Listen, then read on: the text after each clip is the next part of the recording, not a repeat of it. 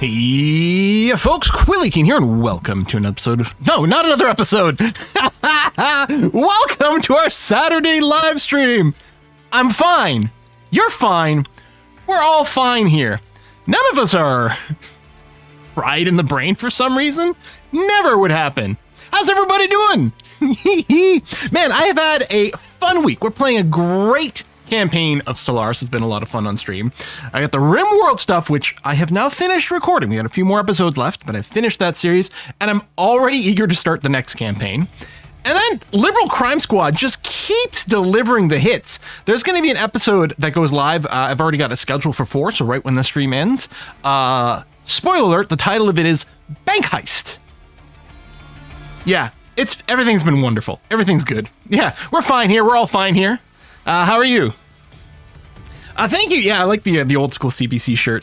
I think it's like their 70s logo, or I don't know when, but that sort of old school logo. I mean, it looks great. It's just like an abstract sort of icon to anyone. Like, I wore it when I was in Italy, and like no one's gonna know what that is. Just kind of a decent shirt. And then over here in Canuckia, yeah. I think we might be peaking a little on audio. Let me bring that down a scooch, and hopefully the music volume's not too loud. So today we're going to be playing Monster Train 2, which came out 3 days ago. Completely on my radar. Didn't realize it was coming out. Here we go. I haven't played it at all. So I really enjoyed the first Monster Train quite a lot. I didn't play it a huge amount. Because while I did enjoy the sort of, I mean, it's in the same sort of deck building roguelike category as something like Slay the Spire. And for me personally, in my interest, Slay the Spire kind of resonated it a little bit more. Some of the like stuff with like managing where you decide to put your dudes on which floor was like a little bit more sort of pre-planning micromanagement than I specifically was interested in, right? I much prefer the style of something like Slay the Spire. That's all it was. Basically, those two were kind of competing for my time with each other. I think I just checked on Steam. The last time I played Monster Train 1 was in October of 2022. So what, 2.5 years ago since I played Monster Train. But I'm very excited over here. I always like the story. I mean, the first 50 hours of the game, I was like super into it, unlocking mechanics and all that. So no doubt that the initial experience here is going to be awesome. I just loaded up the game, basically got the screen, and that's it. I didn't want to have to depart, because to me, depart, I bet you launches us straight into sort of a tutorial like first mission. So I want to wait. So that's all I've done. I haven't done nothing over here. Boop, boop, boo. Yeah, it is on Game Pass, huh? See, I didn't think to check that, which is silly, because I didn't get a code for this one, and I just picked it up on Steam. I mean, it wasn't super expensive, but I could have saved myself $30 or something. It's like, hold on. I could quit now, refund it on Steam. Yeah, let's just go ahead. It's fine. It's fine. We'll support the developers. It's okay. We got a few subs that came in right before the stream started. Let's go ahead and read those off, and then we'll dive into the game here. Serathwing resubbed. That was 22 minutes ago, so before the stream even went live, for their 91st month. Nulani's at 129 months. Cyborg at 65. Not that obvious at 55. MJ's at 109 months. Looncall, 66 months. 6.5 years. That's true, right? Yeah. Wow. Yondar is at 54 months, Bubba Shug's at 95, New Roman Gamers at 22 months, Bitter Ash is at 54, Xenon is at their 2-year Twitch anniversary, Lige at 27 months and says, so the first I heard of there being a Monster Train 2 was the stream notification. I know, someone mentioned it on Discord, I had no idea this was coming, which I mean mostly just shows you how much I pay attention to game news. Not enough, but also I think says something about some level of marketing or something like that. I have no emails about it in my inbox. I double checked because I was looking for a Steam code. No emails about it in any way whatsoever. No announcements emailed to me. Molestics is resub for their 98th month. Crazy Guppies at 110. Osborne's at 35 months. Boyd is at 3 months. Hey, Boyd. Cyberdude at 21 months. Slim Grady's at 63. Sagacious Zed's at 96 months, saying everything's fine. Kana's at 110 months, says, yay, Quillstream, some sunshine on a rainy Saturday. Yeah, it's kind of rainy here today, too. It was really rainy yesterday, a little bit more here, but then we're going into, like, a week of solid sunshine, and we're going from, like, I think 3 days in a row where our highs were, like, something like 7 degrees, and now it's going to be, like, 21, 22, and sunny. It's going to be great. Parduk is resubbed for the 63rd month. The Fleshy Bear is at 28. Gabook's at 137. Dark Beholder's at 104. Light Hero's 33 months. Urasis is at 78. Yavin is at 29. And Grandolph Beer just now is at 77 months. Thank you very much for all that. Let's get it started. So if I just hit depart, do we aboard the train? Big fan games. The forces of evil fight a last desperate battle. So the plot of the first one was we were like demons trying to reclaim hell from angels. My understanding now is that something like titans have taken heaven, and so angels and demons are going to be fighting together against them. Cool plot development. I love it. Emboldened by the victory, Hell's champions take the fight to heaven. Woo-woo!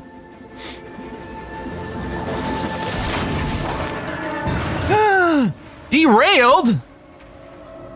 What? Ooh, that's a lot of arms. Why is there a rail track from hell to heaven? But I sure don't ask questions. New Titan! Don't ask questions. New champions, yada-da-da-da. All right. But I need to know. Yeah, Monster Train is about an actual train.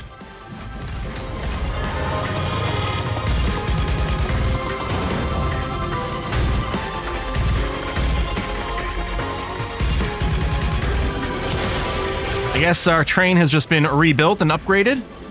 It's ready to charge Heaven's Gate once more. Boom! Monster Train 2!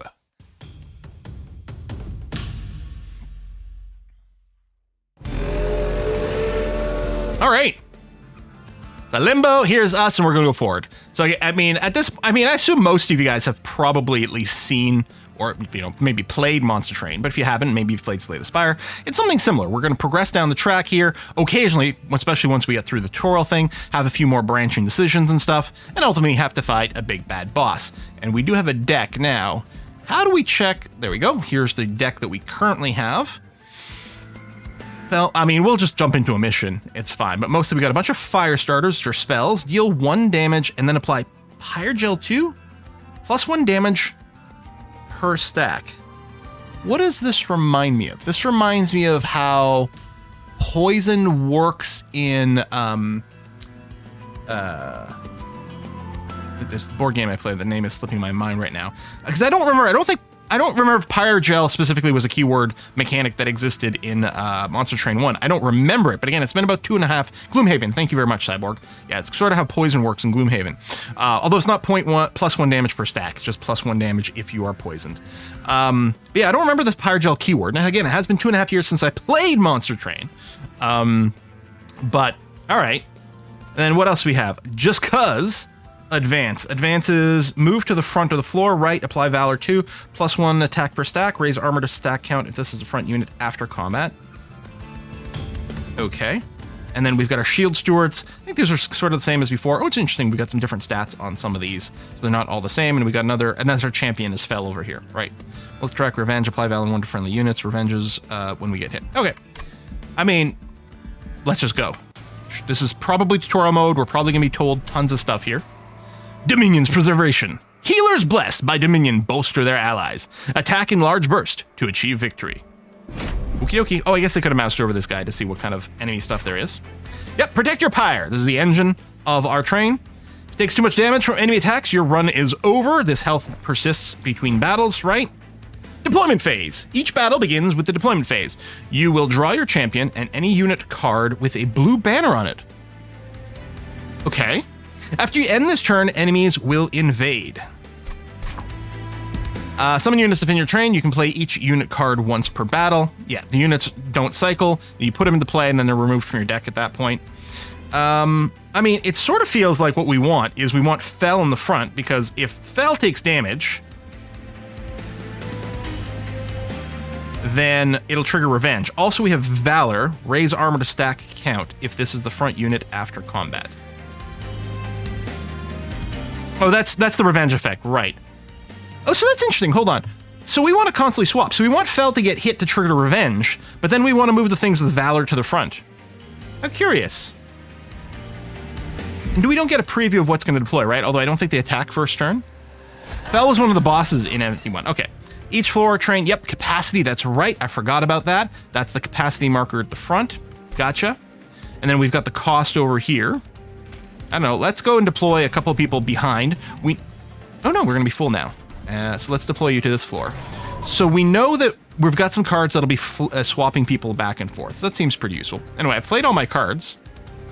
I mean, unless I can draw more stuff by spending things. I don't remember that being a mechanic in this game. We'll just end turn. Enemies have boarded train. Enemies enter the lowest level and move up 1 level every turn. If they reach the top, they'll attack your pyre. Yeah, so you're going to attack for 4. You got 45 hit points. This one doesn't attack, it just heals. It's only got 1 HP. If we could direct damage it, we could. I guess I could just kill the healer with Firestarter, although it would waste the pyre gel. Maybe it's worth, doing a little just cause swappy-doo here. You know, I think I'll probably will just kill this one with the Firestarter. I mean, unless I can stack enough damage on this guy. Do we not get a damage preview of how much damage I'm going to apply? Or we are, and it's just because of the healing, this guy's just going to end up at full health right now. That's probably what the situation is. Okay, I'm just going to go and whack you. There you go. Now it shows the minus 15. Okay, good. And I guess I'll... Hang on. I can just Valor the person in the front with the multi-attack. Like, I can just leave you here and not worry about the advancing. Sure. I don't know. Oh, yeah, Cam covers the Ember amount. That's true. Let's see about putting us maybe here and see if that might minimize how much stuff we cover.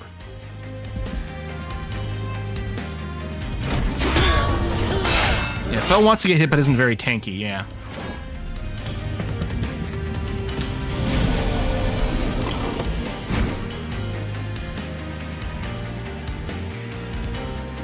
Okay, now you gain armor. Right, it's after combat you gain the armor.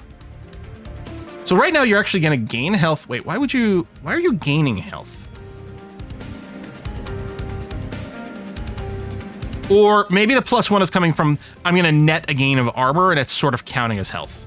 That's probably it. I'm betting my actual hit points aren't going to change. It's just that after all is said and done, I might end up at 6 armor left. Okay, that makes more sense. Yeah, probably, like, if I put me onto the other side of the screen on top of the end turn button, that's a good point. That's probably not going to put anything in. Okay. Well, first of all, I think I'm just going to put another stack of Valor on here. And then I'm going to Pyre Gel you. In fact, I think I'll Pyre Gel you some more. I could also just kill this guy. Okay, if I do this, it's not going to be enough, right? Because this is going to add an extra 6 damage. Because this guy's going to be hit 3 times. So another stack of 2 Pyre Gel is going to be 6 extra damage, which isn't going to be enough to kill you. So I think I'll deal more damage if I just go and finish you off. Yeah, so I think we'll just do that. This guy's going to go there. We have to see about finishing this dude. I'm just going to... Yeah, I don't know if I'm going to be able to do it. Maybe... I might be letting this guy go, because I'm like, oh, I can deploy a couple of Sword Stewards there, but that's not going to kill him. Well... Here's what it is.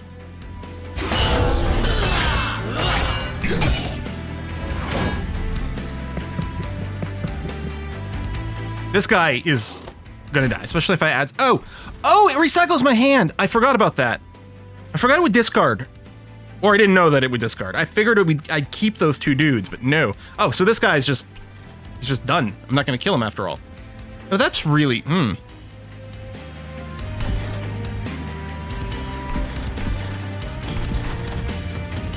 guess I should have deployed some dudes first. Oh, well. So, yeah. I mean, this guy's dead. This guy's not. I mean, I can put some Firestarter on there, but it's not going to finish him. I mean, I guess each individual Firestarter will do more. And he doesn't attack immediately, right? He moves up here, so theoretically I could do some more direct damage against him. Maybe that's I can't remember. That's a definite possibility. I'm not going to worry about just causing this one. But if I do this, next turn, theoretically, I will be able to boop him. Oh, no, he attacks immediately? Ah, shite. Oh, he just goes up and then it... All right. Right, I forgot that thing does have it on hit, so it did kill him. Okay. Relentless ability mean combat will continue in this room until you or he is defeated. Right. Now, what I think I need to do is swap these two around. I think I probably need... Yeah, I think I do need to kill this, because he's going to heal... Well, actually, hold on. You're already going to die, which means we'll win. I mean, you'll kill Fel, but I don't think that matters. Presumably, if I do boop the fire starter... I guess it doesn't actually change anything one way or another. You kill him without doing anything. Now, this is going to occur over multiple rounds, right? Like, would it... Does he hit 7 and then I get the benefit? It's after combat. I mean, obviously it doesn't make a difference here. Well, it does. We're not technically going to lose this guy. Let's see how this goes. I want to see if after combat means every iteration here or not. You gained a Valor from the Revenge. But no, you're not getting the armor stacks. Okay.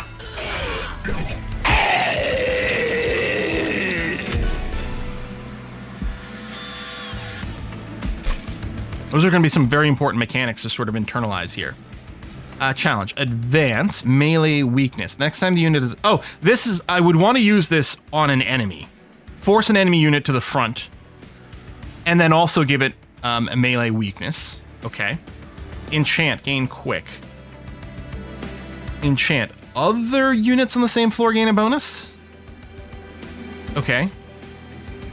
So... Upbeat Warbler makes everyone on the same floor gain quick.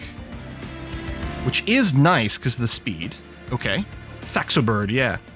Or Cleave, which is a spell. Deal damage to enemy units equal to the attack of the front friendly unit. Obviously really good if we do grab a unit with a big heavy attack. And then cleave that floor. You can right click for card details. Okay, not much of a difference.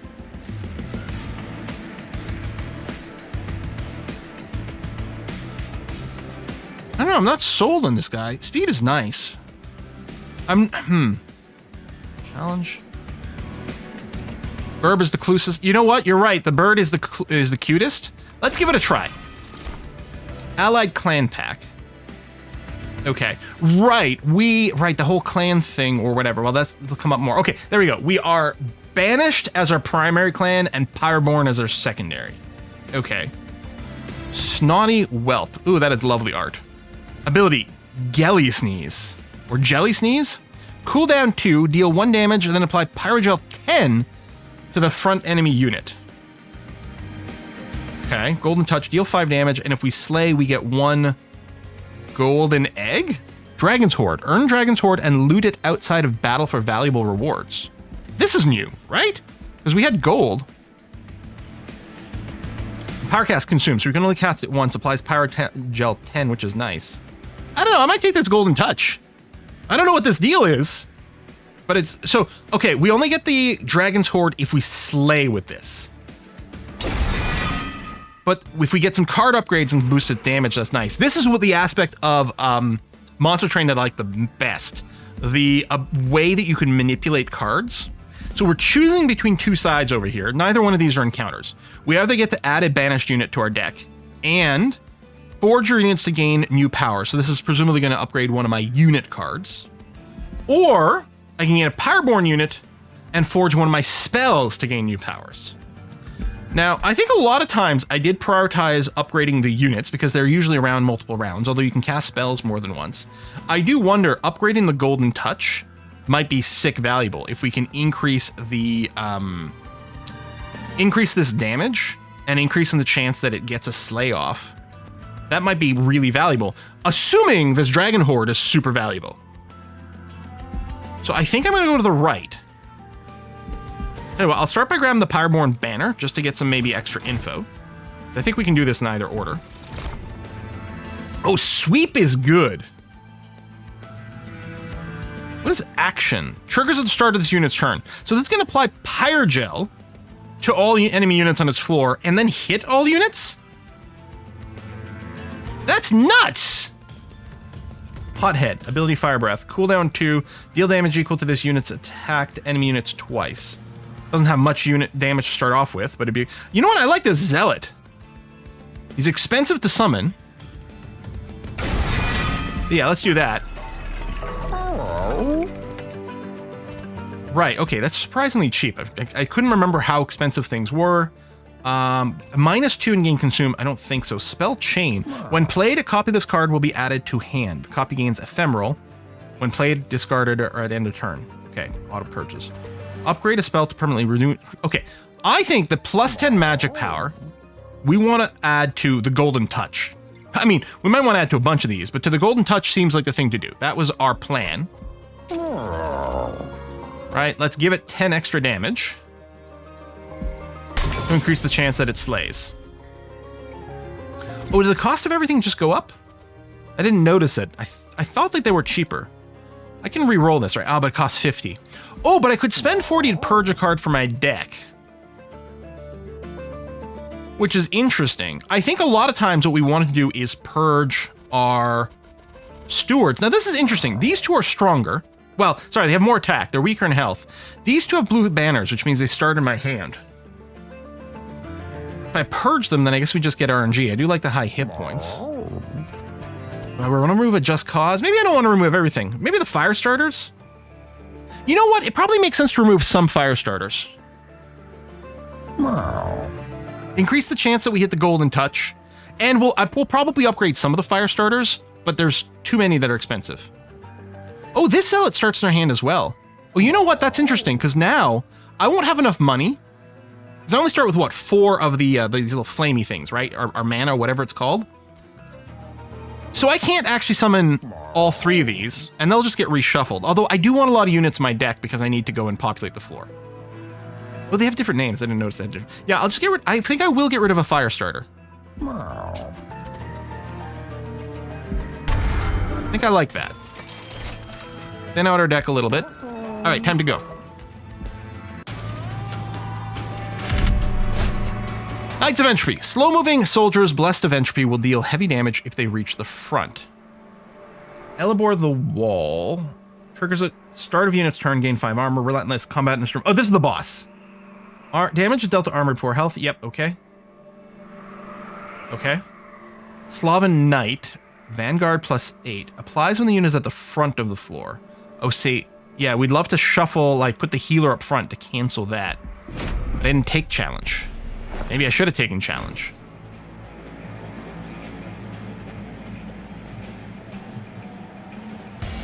So, I think what I'm going to want... Now, how many people front load their stuff versus back load? My instinct was often to deploy on the front here, but I think a lot of times backloading was good. I feel like Fel and Zealot are a good pair to have together, because hopefully Fel will add more valor to this, and maybe we shuffle them back and forth a little bit. So I think we'll do that. I guess we do want the Zealot early, because we want to apply Pyrogel, which will affect the other floors as well. And then... I'll just deploy someone here, because we don't have enough room down there. I still have 1 little pip, which I could put that speedy boy out. All right, let's end turn. Okay, so you're... Hang on. Okay, you're starting at the back, so you're not going to get Trigger Valor.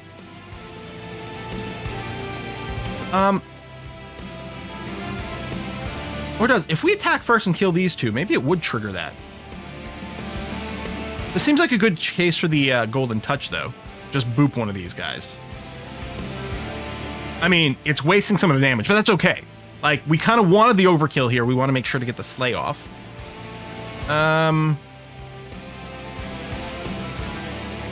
Firestarter won't kill any of you, but I might Firestarter the Vanguard.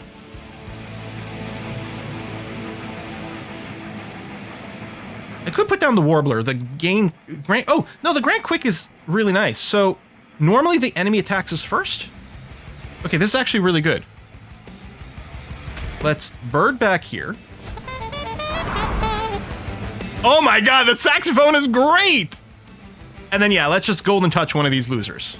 So we got our first Dragon's Horde. Whatever that might be. This guy's going to survive to the next level, and he will be at the front.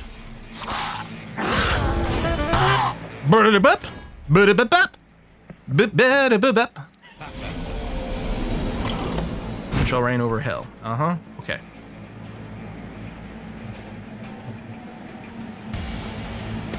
Well, we need to keep deploying more units. Actually, let's put a spear dude behind the shield guy. Because he'll deal more damage. There we go. So that's got a kill now, which is nice. What's the wing? Oh, yeah. I think I might just fire starter this guy a couple of times.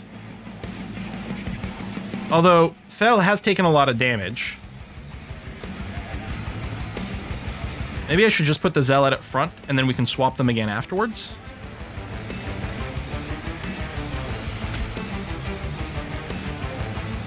Because I don't think we're going to end up with a kill here. So you'll take an extra 2... Well, no, I think you will die, actually, if I stack the fire starter. It's hard to do the math. Oh, no, just shy. Okay, at least we're not going to die with Fel here, but that is starting to be a lot of damage. I probably should have stacked the Valor up.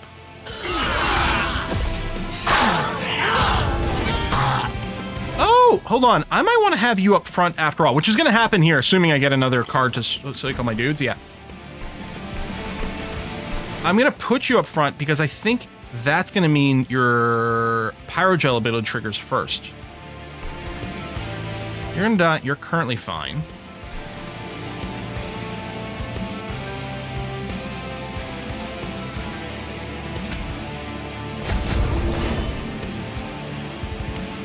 Does armor retain?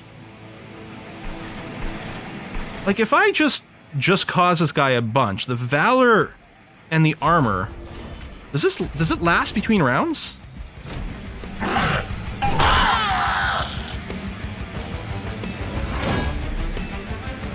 Okay, the Valor does. I don't know if the armor did, although you've got some armor, so I'm a little confused.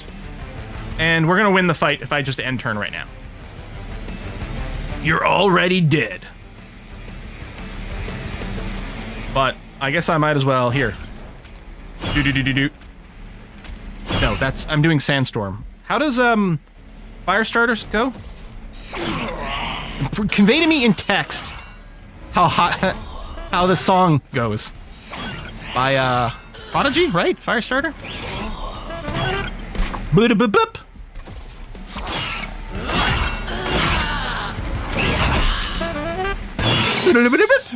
Okay, I'm so happy we got the bird. I do think the challenge card would be quite nice. 3-turn boss rush. You get points for defeating the boss this many turns before it would have reached the Pyre Worm. All right, cool. And yeah, we got a Dragon's Horde. Oh, which is just extra money? Okay.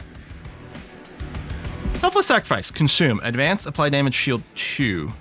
Oh, damage shield is quite nice. It just reduces the damage completely to 0. Twice in this case.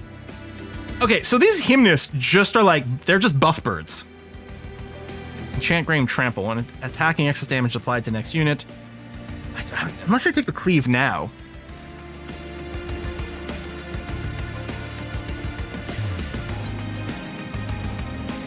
I think I really like the Selfless Sacrifice. Consume, so we can only use it once per battle. But that's okay, we might only need it once. Yeah, shield can be clutch, I agree. And I think the shield buff doesn't go away. It's just, it sticks around until you've been hit, and then you lose a charge of it. Explosive? All excess damage applied to each enemy unit. Ooh, that is a lot of splash. Lava armor, equipment. Wait, is equipment something that's new? I don't know. Revenge, apply Pyrogel 3 to the attacker. Oh, and it adds some extra hit points. That's interesting. I like all these. I don't know what our combo is.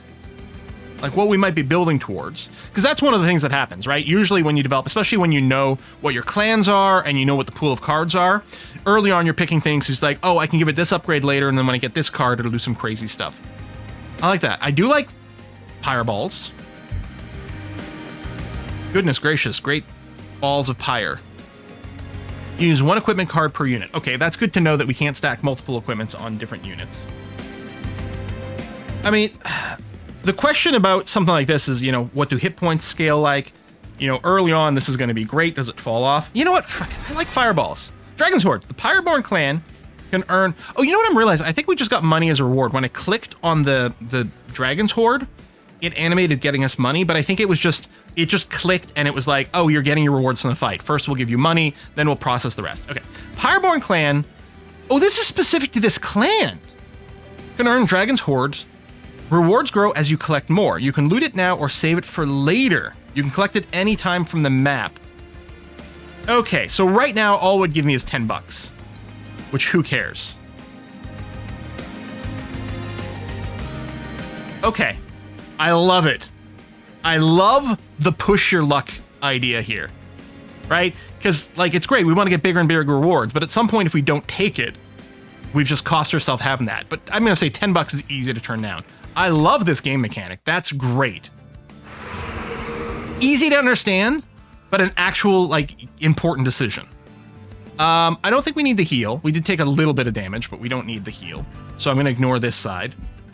So I guess we might just upgrade our spells again. And we are going to get a banished unit. So I'll get that first. Death's Dancer. Shift? Oh, triggers when this unit moves. Apply +4 attack to friendly units. Okay, we do have a few ways to move, but... what we need is like 1 extra capacity on our ground floor. So we can run, oh, and it's got another blue banner. So this is another one that starts in our deck. This whole blue banner was starting your deck. This is a new mechanic, yeah? Because here's what I could see. Can you sort by, no, it'd be nice to sort by blue banner so we can see our opening hand. But like Fell plus Zealot is using 4 capacity. I think we start with 5, right? Because I was able to feed the Warbler. But what I could see is if we get up to 6 and get Death's Dancer and put that in the front floor, and then we keep using our Just Cause to keep moving. So I Just Cause the Death's Dancer to move it to the front, and Just Cause someone else to move them forward, which will move the Death's Dancer back, so we can trigger this a whole bunch, which is really cool. On the other hand, there's Firebrand, which is just another person we could stick at the front of a queue with more hit points, and then the Revenge, which is really quite good. We might just use this on the second floor for a second setup. Don't click on the egg after the battle. You apparently auto-sold it for 10 coins. Did I, though? But I still have it. Or did I gain a Dragon Horde or something else? It doesn't... Maybe clicking it now would claim it on the loot screen. Oh, when you click the egg, you sold it for 10 bucks. I should have 2? Wait, why should I have 2? Did I kill 2 dudes with my spell? Or did we get one from something else? I only used this once, right? Did I get 1 as a random loot and 1 from the spell? And then I sold 1. Oh. Okay. Shit, that is really useful information. I'm tempted to, like, see if we can set up a combo with Death's Dancer.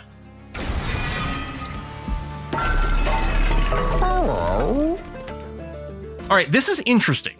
Right, because this would add, let's say I stack this onto Golden Touch. So now it would do 35 damage, guarantee a kill. Well, guarantee. Make it much more likely to do a kill, although with Consume, we can only use it once per fight. Whereas now we might be able to get it off twice, which would be nice. Holy Stone, heal Pyre equal to the spell's cost. Oh, that's interesting. Can't afford it. We might just skip here. Upgrade a spell to cost 1 less. I mean, we could make this cheaper. I don't know how important that is. It is nice sometimes to have some free spells. Yeah, upgrade a spell to cost -1, gain intrinsic. Oh, starts in your first hand post-deployment phase. So, is the blue... which isn't actually indicated here. Is the blue... like, is the deployment phase round 1? So effectively, with intrinsic, it's going to show up in the second round? Yeah, blue is deployment. I mean, we can't afford it, but it is interesting to consider. I'm either going to do nothing, or I'm going to pay 50 to purge another card from my deck. Just keep it tight.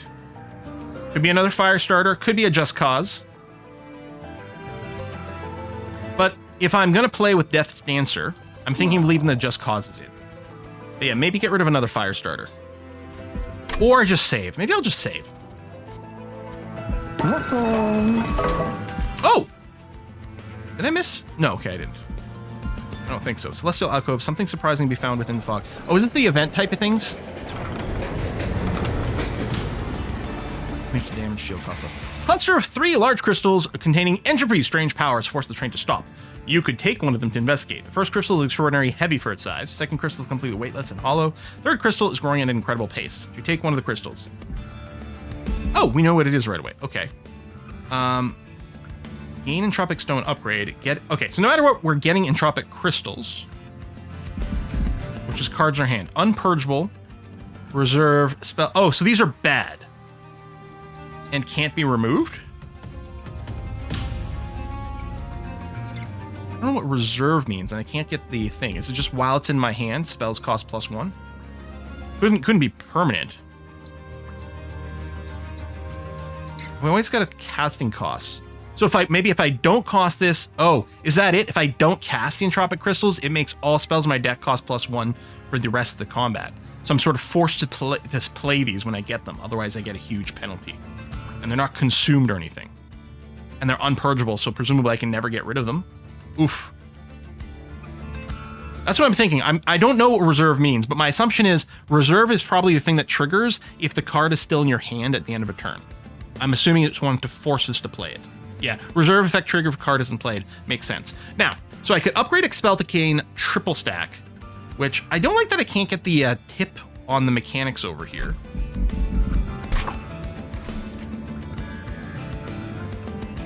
No. Triple stack is just cast a spell 3 times. Permafrost, reserve, permanently gain +5 magic power.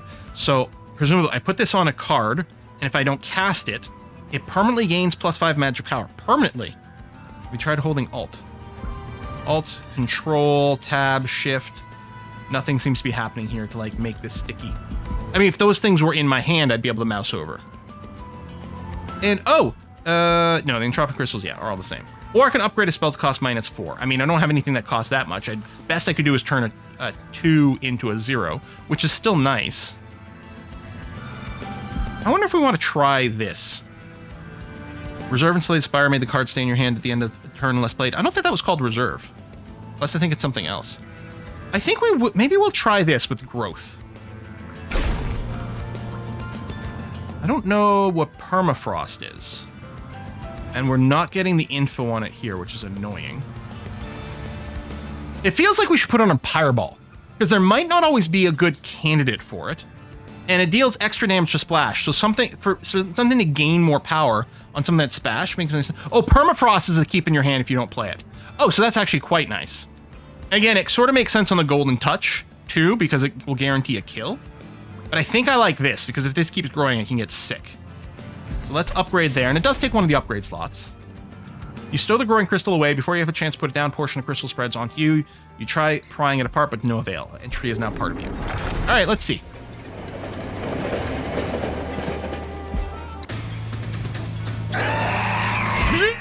Furious Frenzy. Archeon gains Rage 2 on Siphon. Siphon triggers when an enemy unit dies on this floor, giving it Rage. Oh yeah, Rage. I remember that mechanic.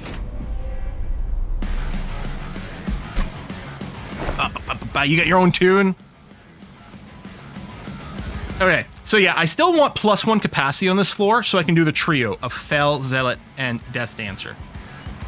Since I can't... Yeah, I think I will actually... I don't know, we might just have to alternate them, because I was going to say, I kind of want you up first so that the Pyrogel triggers first, but then we got Fel with the Revenge. So we probably will end up doing some swappy-doos. I'll just deploy a Shield Steward for now. Okay, so yeah, deployment phase. It's trippy to see the train go upwards, yeah, instead of down towards hell.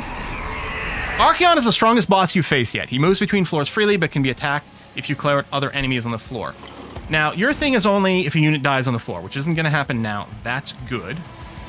I think it is going to be very important for us to apply Pyrogel.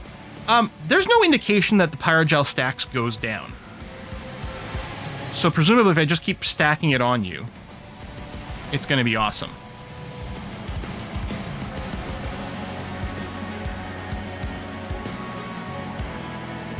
Okay, I think we're going to Golden Touch, because whenever we get a chance to do it, we should. I'll probably Golden Touch the Acolyte. Power gel stays until the end of combat. Good. Boom, so we got another egg. I'm going to put the Warbler on here so that we do attack first. Which does fuck, I'm just realizing, sort of fucks with the revenge. I think it's going to have to be okay. Oh! Oh no, I ran out of mana! Well, that's probably fine. I'm not going to fire starter this guy. So be it.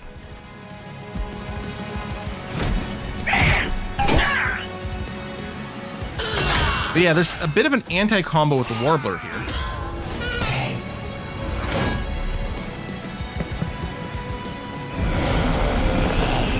Not that it was going to matter, because this guy couldn't revenge right now. This unit has a trigger, presumably this one? Or this one. Resolve. Triggers after combat. +4 combat strength and take 20 damage. And you're going to get some strength. Okay, there's our Entropic Crystal. God, that sucks. Okay, I think what I do is I do just cause my Zealot here. And then I just play my Entropic Crystal and make sure my spells don't cost more. Oof.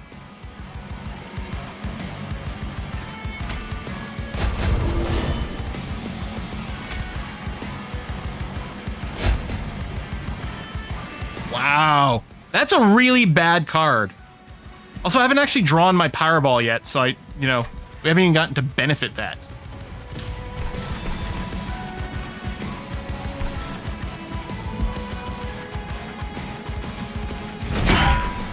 Have to make sure to kill this guy on the next floor.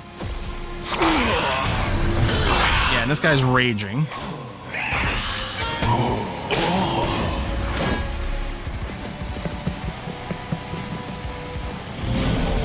Still sticking around here? Oh no, you're moving there. Okay, that's gonna kill you, but let's see what we can do. Ooh, could do a selfless sacrifice right now.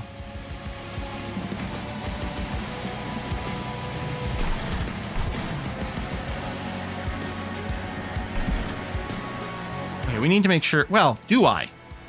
As I say, I need to make sure you die.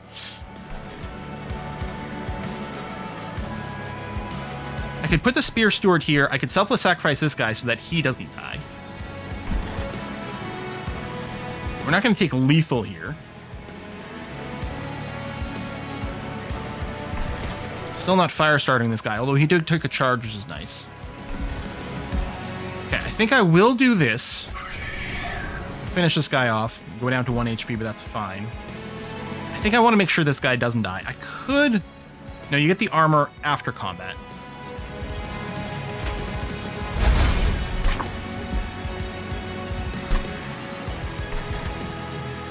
All right. Although, he's going to get another round of rage, but so be it.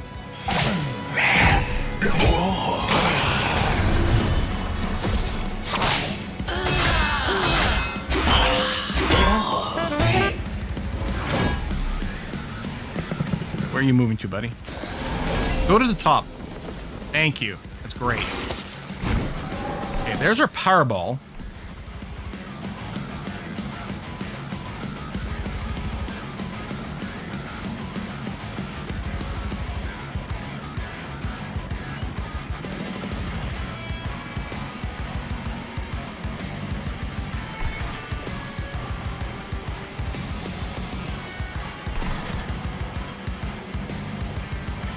I'm wondering if it's worth a long-term investment not playing Pyreball. Start to build its permanent power. So we'll just ignore Pyreball right now. I can put a Shield Steward in front of this guy. Which actually seems like an excellent idea. Keep you alive, keep your DPS going, apply a little bit more to the boss. And then I'm going to Just Cause. I think I'll move Fell to the front with Just Cause. And I can stack it twice. You're getting more attack, and then as long as you stay in front, you're going to keep gaining some armor stacks. We can just keep spamming you with Just Cause and then never have you leave the front.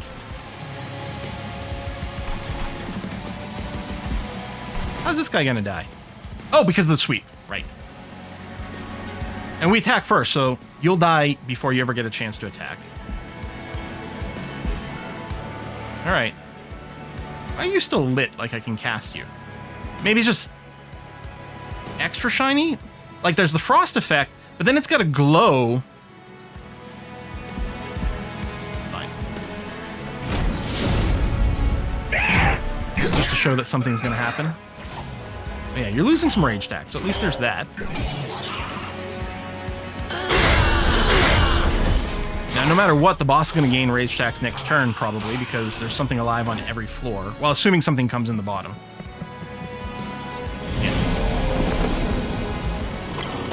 In fact, you're going to get double, because we're going to kill 2 things.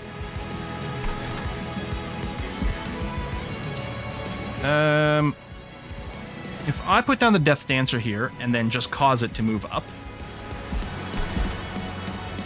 I think that's the thing to do. Golden Touch can slay.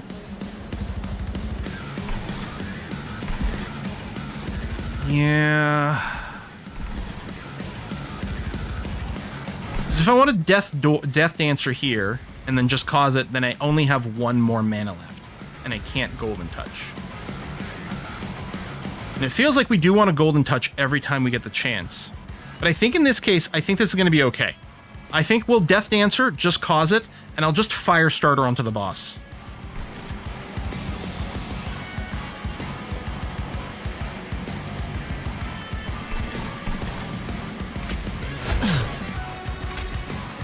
Move it up, trigger all those abilities. It's going to kill this guy now, which is good. And yeah, I'm going to Fire Starter the boss just to give it extra stacks of Pyrogel.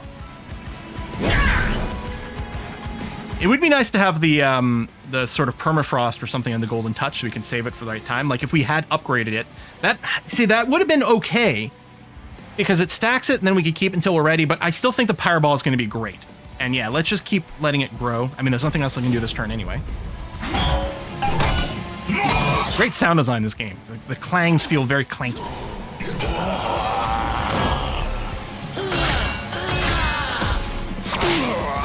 We're not applying the Pyrogel first right now, which is a little unfortunate, but that's fine. These guys are pretty low, although you did get some armor. Oh, this is the final wave. Okay.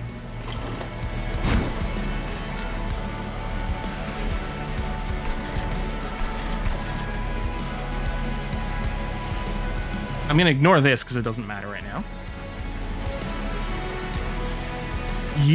None of these units are surviving 1 hit regardless. I think the thing to do is just to put some more Fire Starter stacks on this guy.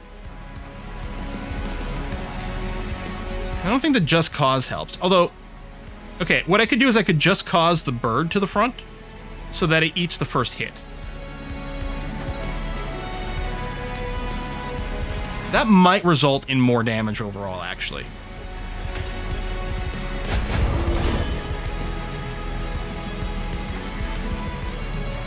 And then I'm going to drop a couple of Fire Starter charges. Actually, did it lower how much damage?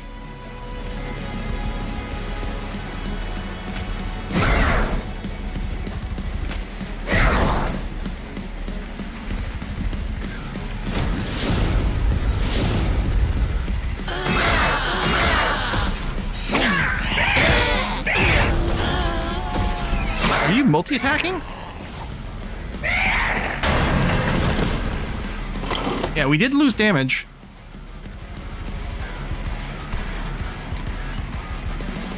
How come he didn't just kill the bird? Oh, he killed the bird, then my units were no longer quick. So in the second round, he could attack first.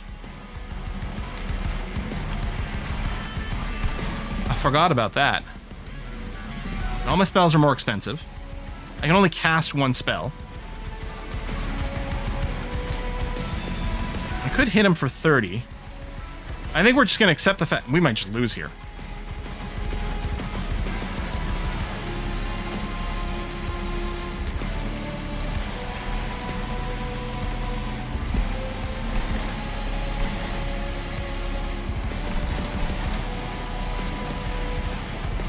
He almost, hold on, he almost can't hit me in 1 hit, or kill me in 1 hit here.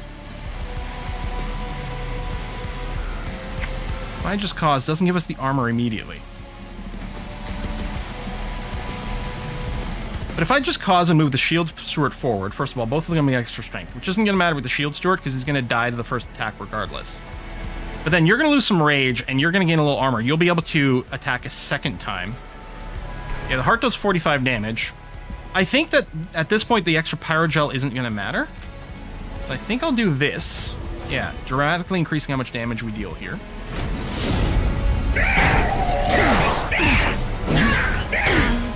Because you get off 2 attacks.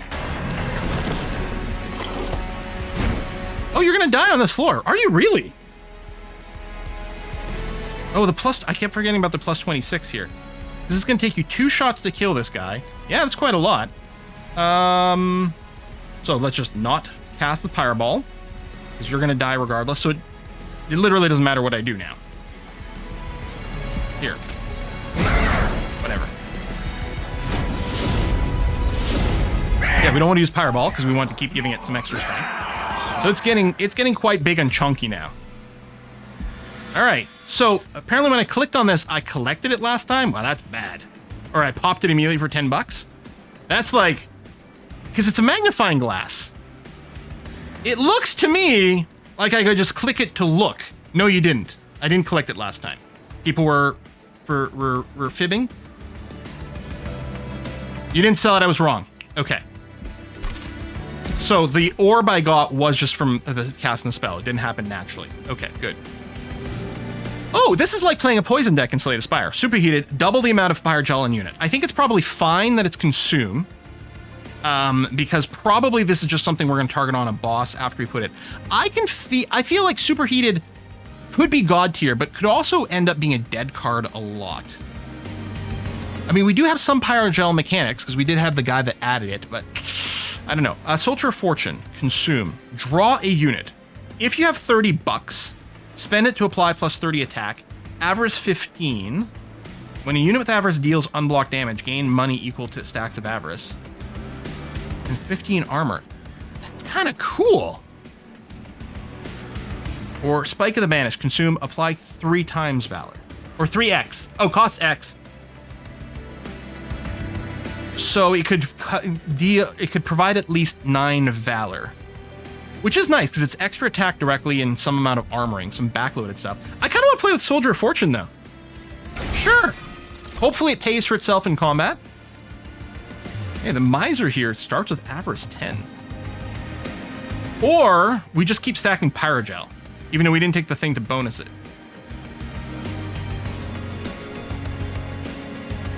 Incant. When you play a spell on this floor.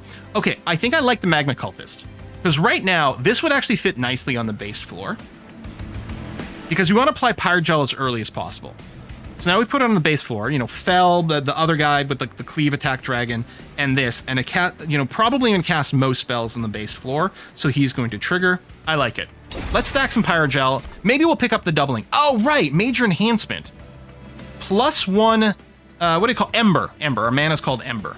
+1 Ember per turn, and deployment phase. So they're explicitly breaking out the deployment phase as something special. So I think we do start with 4 Ember on the deployment.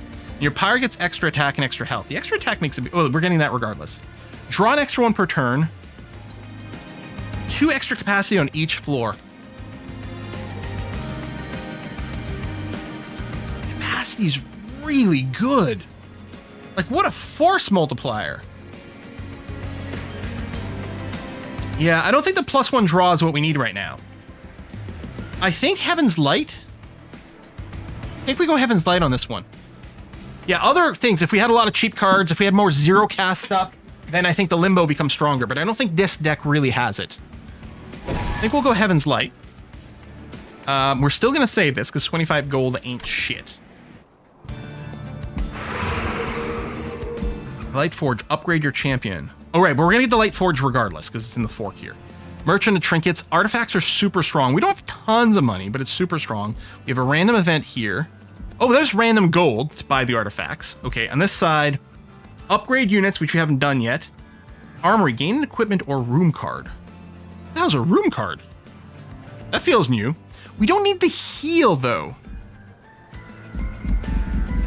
I think I'll go left. And we'll have a choice of artifacts. I do need to start upgrading my units, but I like artifacts. I think we're going to go this way. All right, so we'll take 100 gold because we're taking 100 gold. Let's do this. Sometimes this might have an event that affects what we have. I guess we can at least take a look here, I think. 'Cause I think we can go back. I think we exit this room. I think I can still come back in and buy it, right? Spells get an extra upgrade slot is actually insane. We already have one of our spells has both upgrade slots used, don't they? No, I guess not. I guess they just use a single upgrade slot on Fireball and Golden Touch. When you play 3 different kinds of cards in a turn, draw a card and gain an energy. Well, we have... Would these count like Steward versus Dragon versus Hymnist? I wonder if those count as different kinds of cards or they just count as unit cards. Versus... But spell is just the word. I'm thinking it does. Wow. Okay, the Versatile Ember Slut Staff... Maybe... I don't know. On deployment phase, draw an equipment card from your deck. Reduce its cost to 0. We don't have an equipment card, although it could be incentive to do it. I mean, we're a little far away from benefiting from the Lightstone casing, but it's really nice. How often am I going to get the staff to trigger? Well, it'll make casting the Blight arguably a little less bad. Although I don't have enough mana to like multicast all these things. Because I would have to cast the crystals and a creature and a spell to trigger it, for example. Or 2 different creatures and a spell. I don't think the staff is going to work for us. Yeah, do we just skip right now? Isn't actually a decent idea. Like, this casing is so good, but it is going to take a while before it pays off. And unfortunately, like, this is unpurgeable. I can't remove it. We could purge something random. I could do a reroll, but we don't have that much money. I might just save. And yeah, we'll take a look at the event, see what it does. Event designed by Richard Garfield. Hey. Designer of Magic the Gathering. The train stops before a peculiar type of workshop overflowing with wondrous boxes. 3 boxes stand out from the clutter with a sign below them which reads, "It isn't the trip, it is the journey. It isn't the gift, it is the container." Reese P. Taculum. We take one of these unique boxes. Okay, small gift. Pack 3 spells. Add all 3 contained spells to your hand. Oh, so this is going to be a spell that I cast that then presumably adds 3 random spells to my hand. So the small box itself is consumed, so you only do it once. Resolve, summon a boxed unit. Triggers after combat. So this acts kind of like a unit, and then summons some more units. Large mystery box. Add a random card to your hand each turn. I mean, some of those effects are quite nice in Slay the Spire. Huh. Wait, you pack cards from your deck into those boxes. Oh.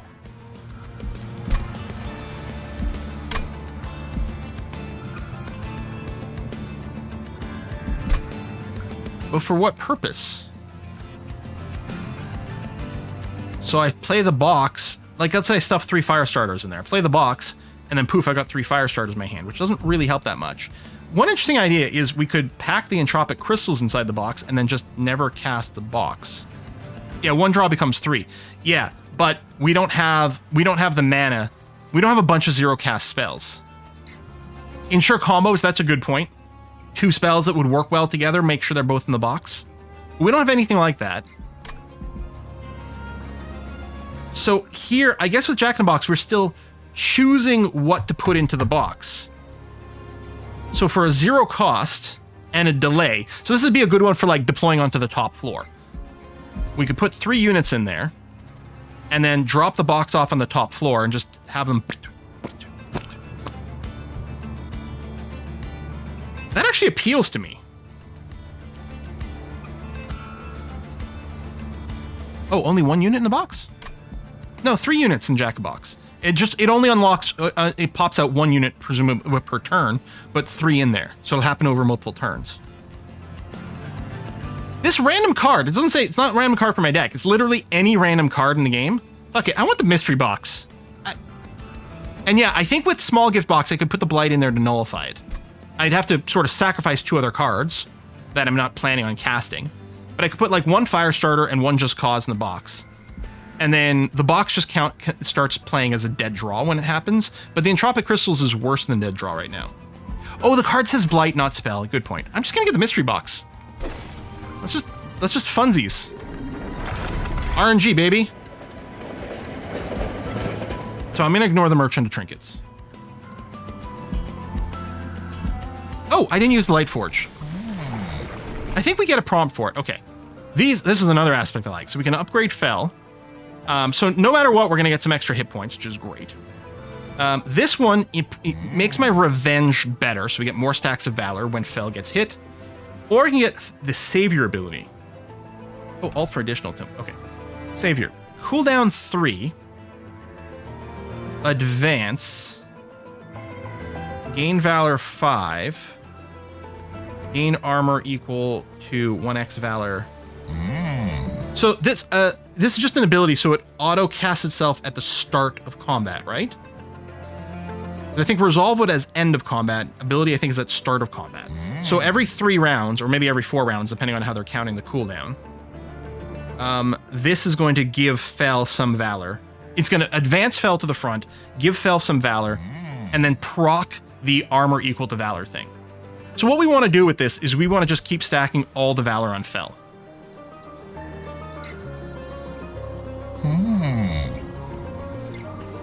Lightning icon is when you activate it. Oh, wait. You're saying I can manually choose when to trigger Savior. Oh, that's different. I don't think that was in 1. So in theory, so we can choose when we want to trigger the advance, which is good. I mean, it gains Valor 5, so it's fine to do early. It also gives you more armor the more Valor you already have, so it's fine to do late. Click the ability to activate it. Well, fuck it. Let's just take this. Yeah, this wasn't lit until I'd cleared everything, so it doesn't make sure you don't F up. Undergo trials for greater risk and reward. Oh yeah, we want to do this. Whenever we can. -1 card each turn is not the worst in the universe. For us. No guts, no glory, right? Demon X says, I think you should drop your champion on the mid floor now. Let the sweep dude do his work downstairs. That's an interesting point. Give me a little bit more time to do some extra setup on Fel. The important thing is, so, the Zealot and the Magma Cultist definitely want to be on the ground floor so that it can prep as much pyro as possible. Although, oh, I can't deploy them both turn 1 because I don't have enough mana for that.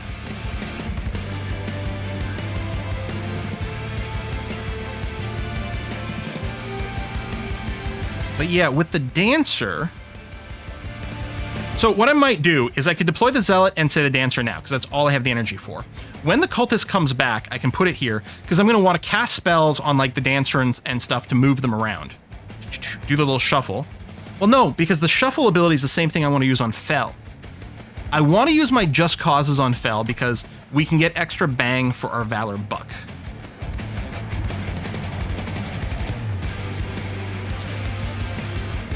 The Zealot has to go on the ground floor.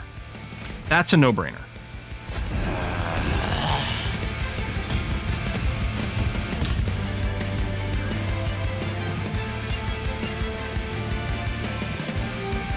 And yeah, Fel and Dancer, it's a little awkward because what I can do is I can move Dancer forward with the spell and then move Fel forward with the ability, which then moves the Dancer again, which triggers us multiple times. And you do have multi-attack, so you will benefit more from the shifts. I don't know. Let's tell you what. For this round, we'll go ahead. I think we'll do these two here. Now, I'm going to be using a lot of the Just Causes here, which means the Magma Cultist, unless I move the Magma Cultist here, but I think it makes sense at the bottom. The Magma Cultist with the Pyre stuff. I don't know. It says when this unit moves, but I assume if the Death Dancer's in the front, if I trigger the advance on Fel, it moves Fel forward. Does it count as moving the Dancer back? Maybe it doesn't. Oh, fuck, I forgot we have more capacity. I could have stacked more on the bottom. Wait. Operating on old rules. Okay, so there's the click. All right. There's an undo, but I don't think I can undo that far now that it's locked in. Okay, we're going to want a Soldier of Fortune.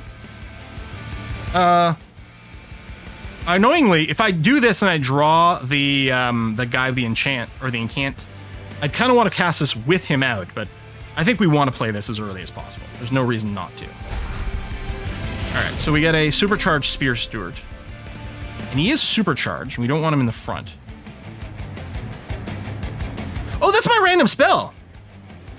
20 damage to all units. Slay, gain 10 money. Okay.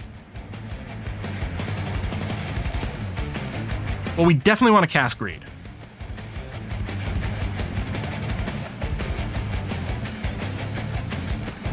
All units.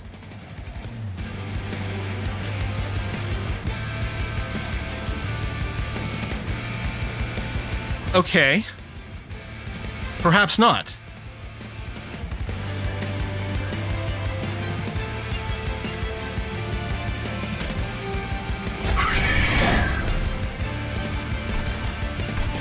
Part of me, see, yeah, I really, if I'd realized the capacity, I would have moved, you know, still played on the bottom floor. I forgot about that. Because, yeah, the Just Cause, I do want to stack the Valor on you, although it'd be nice to get you a little armor because you're on the front. But what if I just put a Shield Steward in front here?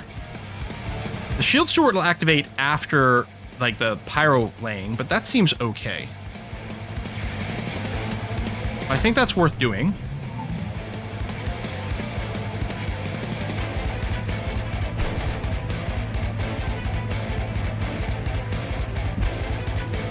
I think I'm going to do this, and I think I will activate your ability now.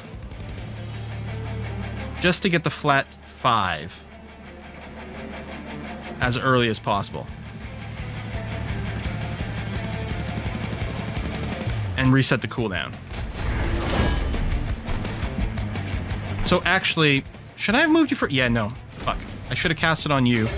But it's tough, because I want the Valor on my person in front, but I really should move the Dancer more often. And we didn't get the kill here.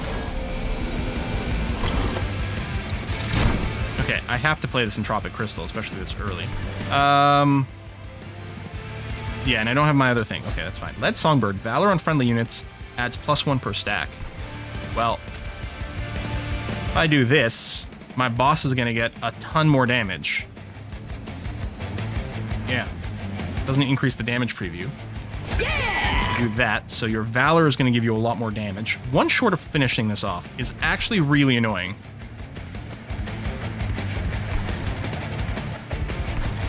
But it's fine. We'll get you. One way or another.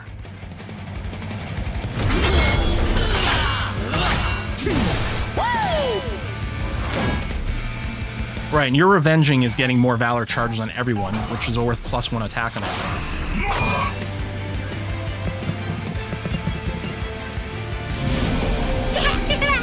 What are you? Oh! The Collector! We get money when we kill you, which is going to happen because of the sweep. Devilish Details. We're going to learn a lot of spells here. Consume. Gain 3 dragon hordes. Your pyre takes 10 damage. This seems acceptable. Yeah, the Zealot is so good. We need to upgrade the fuck out of this guy. Yeah, this is worth it. I mean, yeah, we'll just do it. It doesn't matter where I cast it. I don't have my Enchanter dude. So let's just spend it. Get tons of the Dragon Horde reward. Now, we can kill you a few different ways. I could deploy the Shield Steward over here, which would kill you. I could just Firestarter you.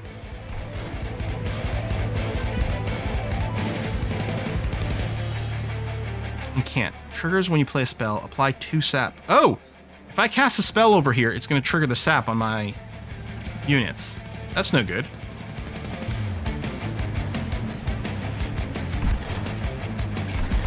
You're full.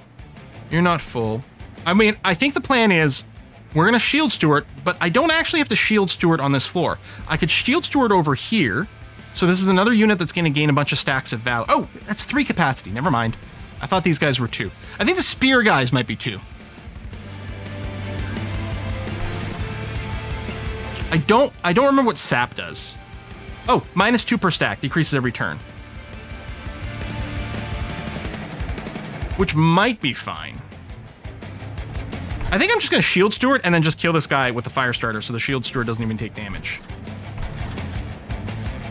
I think I'll just do that. Oh, unless I want to hit... You know, why don't I hit this guy? He's got tons of hit points. We can give him a little bit of extra. We just caused an answer, we gain net damage. True. If I had infinite mana, I would.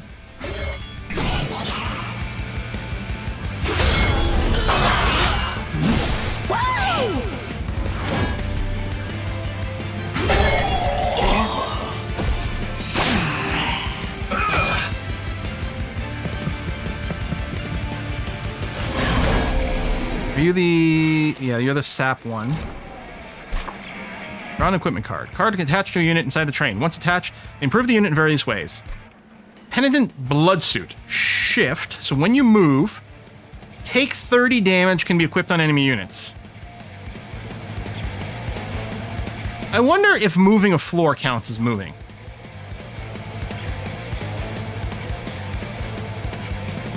Going up floor counts?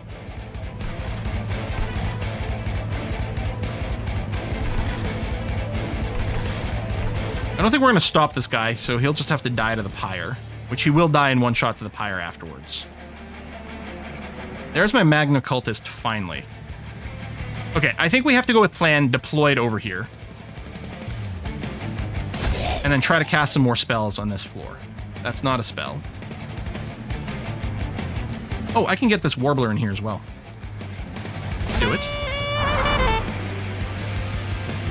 And then I'm out of mana. I think that's probably okay.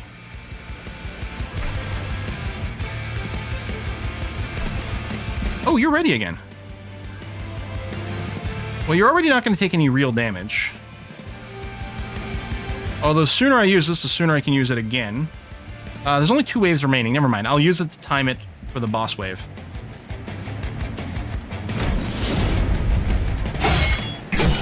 He's going to move up to the pyre.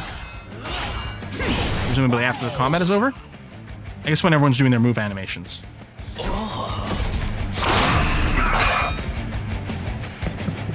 There it is. Okay.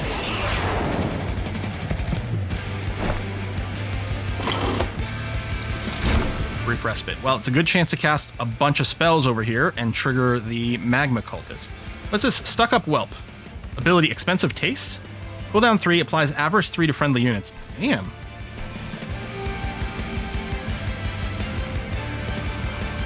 The Golden Touch. Ah! I don't have my little 1-point damage. I need my 1-point damage attack to poke this guy so I can kill him with Golden Touch.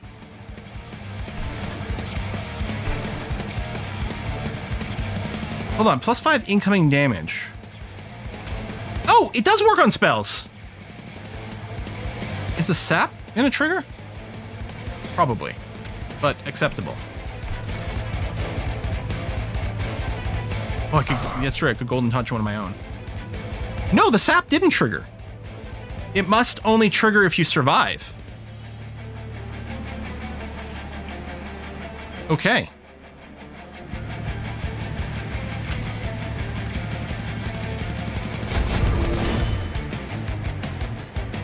And then I can ability move. Yeah, and then you trigger, and you do trigger in. It does count as the move here on the Dancer. Okay, good. Yeah, we could have milked that for a little bit more. Hello, Powerball. I have a feeling I'm never going to cast Powerball. It's going to end the game with huge amounts of damage, and I'll never actually use it.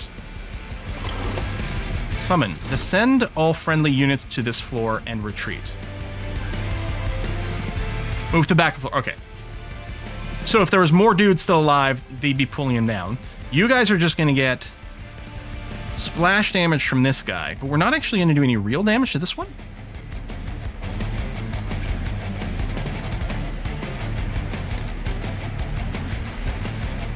Can I attach this to the boss? He's not going to move that many times. But it does get it out of my deck.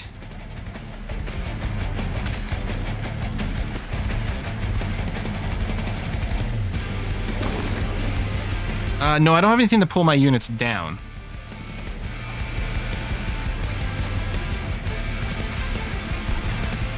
I think I prep this floor a little bit more. I do another Just Cause on my Dancer. And then I drop a Fire Starter on him. We get a little Pyrogel happening.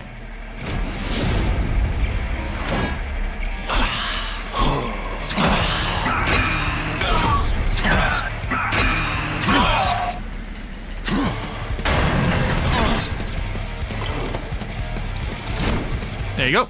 And we have the win already, without us worrying about doing anything else.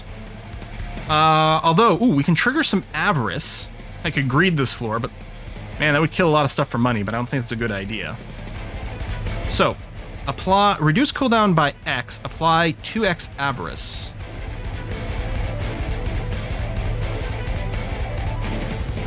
So, if I go and use this on my boss, he'll get avarice, which could give me money.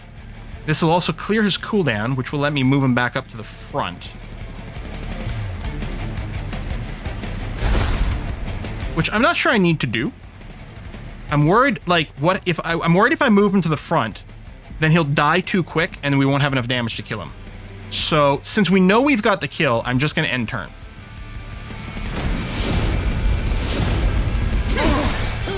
Never going to use Powerball. Never! We're never going to... No, Powerball is like potions and scrolls in an RPG. You can never, ever, ever, ever, ever, ever use them, because what if you need them later? Even if it's the final boss of the game, you're never allowed to use your potions and scrolls. They're your emotional support consumables. Woo! I like the little woo. And we got an extra money. And go, so we're up to 6 egg. Heroic Dive, spell, consume. Descend, then advance a friendly unit. Now, this lets you go over capacity, right? Deal damage to the front enemy unit equal to 2x this enemy's heart and armor. I mean, that's a nice little bonus, but the big thing, I think, is just to move down. Enchant, gain trample on other units. Everlasting Light, equipment. Strike, apply Valor 2 to friendly units. Oh! And it's 2 extra flat damage. This would be great on my Fel. Right? Because he hits multiple times, so he benefits from more damage. He'd hit more than once, so it'd trigger more Valor. Although not on himself, presumably with friendly units. Maybe it does trigger himself, I'm not sure. But the Heroic Dive also lets us do some funky shit. I think both of these are very tempting for different reasons. Let's get a piece of equipment. Wealthy Whelp, ability Moneymaker, cooldown 3, gain 7 money for each of these eggs.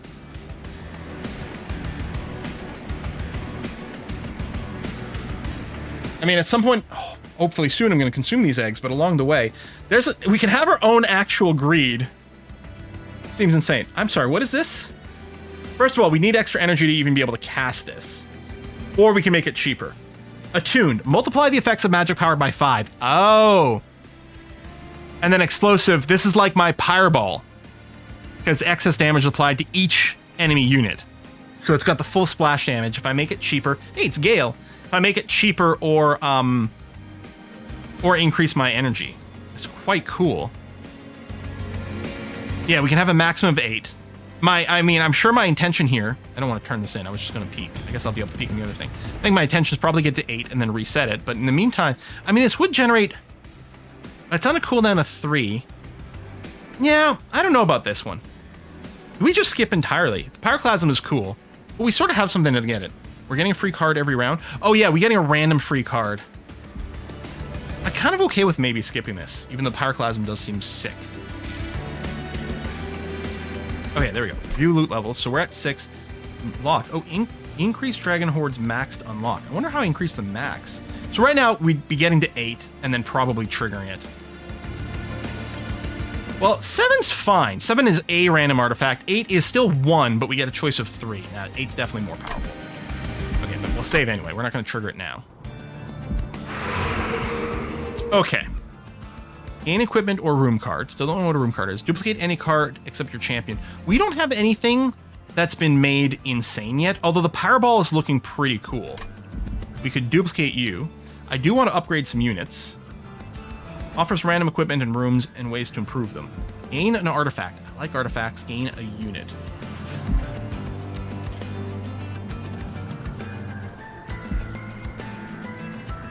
What I'd love is if we had one more mutation on our Powerball and then duplicated it. I think I'm going to go right. Either way, we got like room cards or something. Okay, let's take a look at the merchant arms. Oh, there's another. We could buy another Everlasting Light. Hall of Mirrors. -2 capacity. Right. Summons a copy of friendly units on summon. Okay, so room modifies the floor. That's cool. So we cast Hall of Mirrors on one of our floors. It gets -2 capacity, but when we summon units, we get 2 of them. I'm not sure that's a winner for our deck. I assume this is actually redonkulous in some other setups. The Cursed Twin Blade is actually really interesting. I mean, probably it's not a candidate for our boss, because Fel doesn't actually hit that hard. The -1 strike would actually hurt, despite the extra attack. But it's a good candidate for, well, I was going to say for the Speared Steward, right? Because it would just drop it down to 13, but turn into a 13 times 2 attack. It's interesting to consider on our Zealot, because it would trigger sweep attack twice. Oh, right, I forget you get the +6. Wait, hold on. Cursed Twin Blade is going to give you +6, but then you're going to lose 1 every time you attack, isn't it? Oh, shit.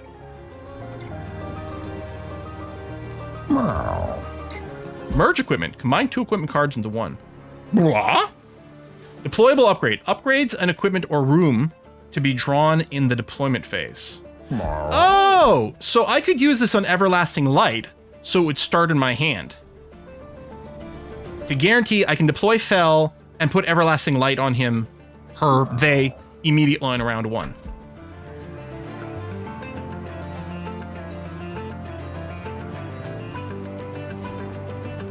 You want this on someone who scales their attack. Sure, which theoretically Fel can, or we do, because we're scaling them with Valor. We do need more mana.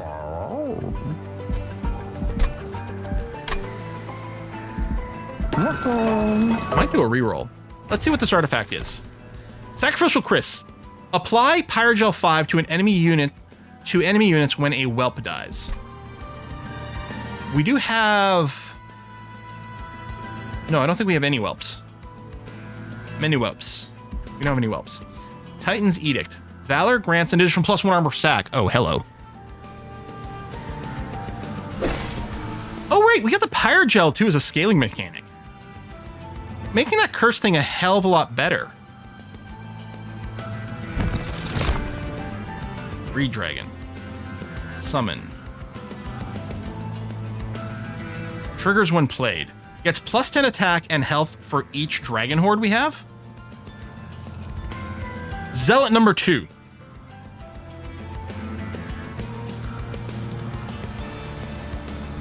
Breed Dragon's bonkers right now. I mean, we probably cash this in at 8, but we do rebuild it pretty quick. And honestly, a 2035 base dude ain't the worst. We can put him on the top floor to maximize the chance that we get to cast our kill spell again before he comes up. Summoning him doesn't... I don't believe it consumes the Horde. I think we'll go Greed Dragon.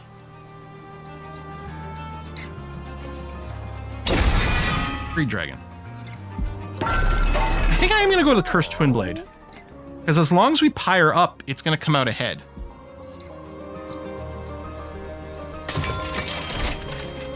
Now, do I want to merge? Imagine the Cursed Twin Blade.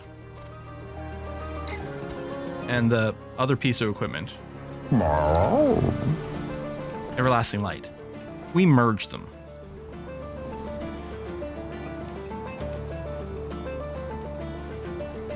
But yeah, let's reroll. We got a lot of money. We'll reroll once.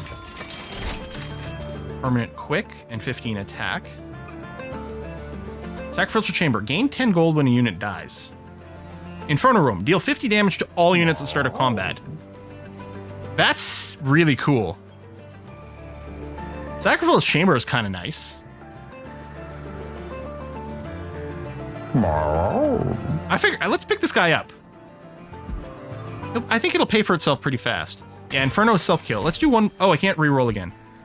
Okay, I'm going to merge these two.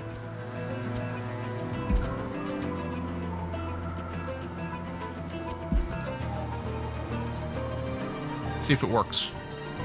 I mean, it would cost... Well, yeah, it would cost all of it. It would be a whole turn move. But I think that's good.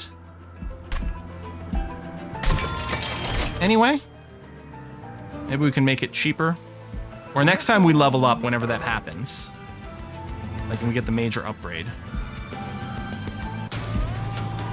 Oh, Purge. Maybe I should have Purged.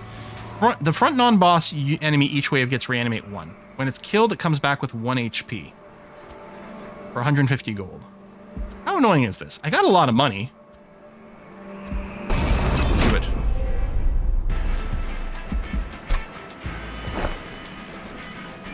So, I'm going to go back to super loading the bottom floor.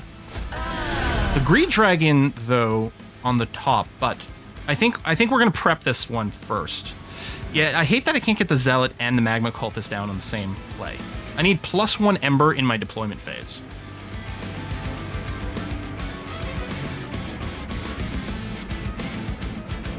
I think I got to get the Zealot down first. Oh, yeah, Suicide Bombers and stuff. That's true. And I'm going to get the Dancer down. And we'll start to do some shuffling shenanigans. And then, yeah, we'll hopefully get the Greed Dragon not too long again, deploy them on the top for our... But yeah, let's get... I think this is a good core. Alright, you're Reanimate.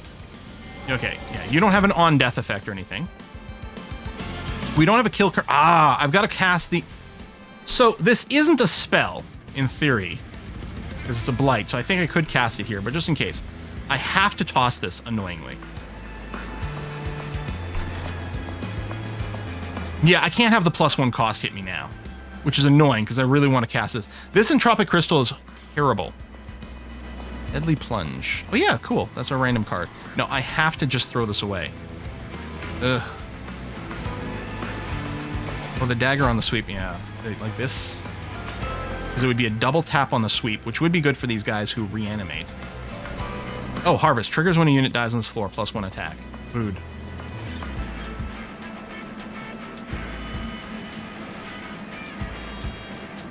You'll sap me, which will give us all our units -2.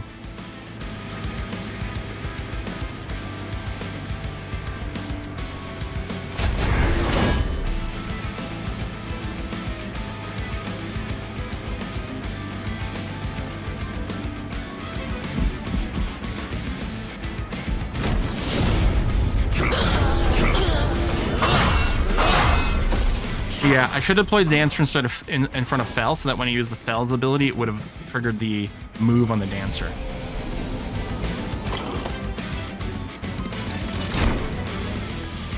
Gone. Retreat the front enemy unit, which moves it to the back of the floor. Okay. I'm gonna just cause the Dancer, and then probably just cause Fell.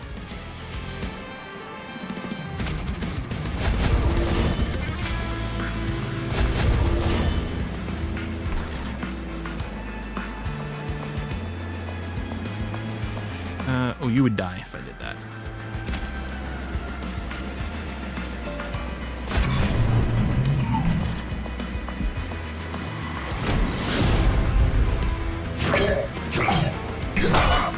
I might be able to do some firing here.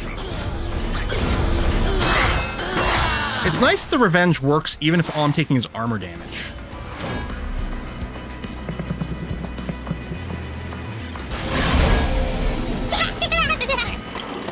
You're gonna die to my sweep. Sacrificial Chamber. Oh, yes. We didn't great to Soldier Fortune the Dragon. But, I mean, well, let's use you. You are a spell... That'll trigger the sap, and I don't have... Yeah, let's just cast it somewhere random.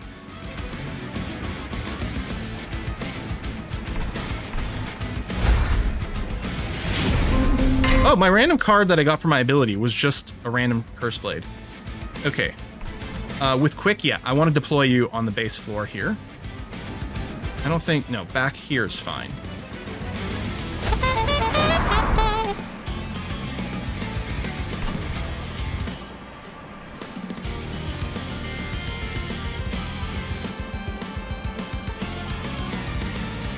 think we have to get down the Greed Dragon.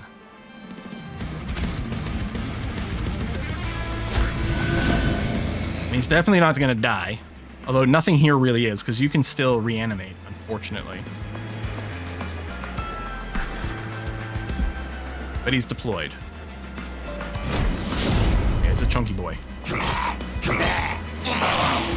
Maybe I should have taken the +1 mana instead of the +1. I don't know. If I had the +1 mana, I'd be cursing our lack of capacity.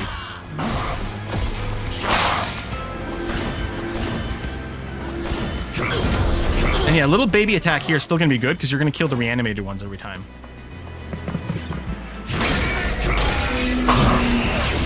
At least you don't hit very hard, but...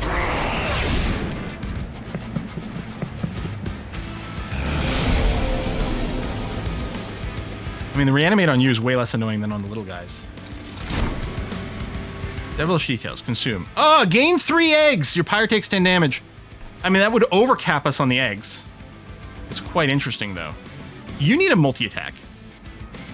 And I'm a little annoyed that we didn't get it. I think we just Golden Touch one of these jerkasses.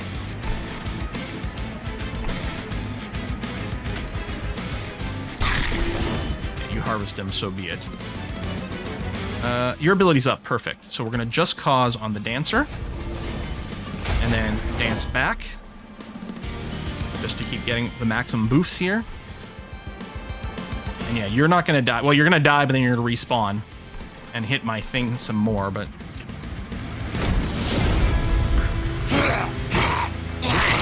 We need a multi-attack here to deal with the respawn, like I keep saying. We might throw the equipment on the dragon.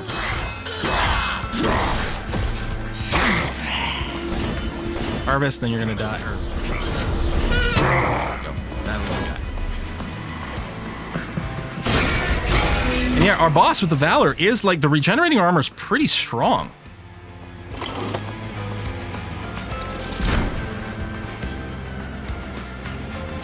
Sanctuary consume. Assume apply damage to friendly units. Wait, to all friendly units? Each one of these we get 2 shield charges? That's insane.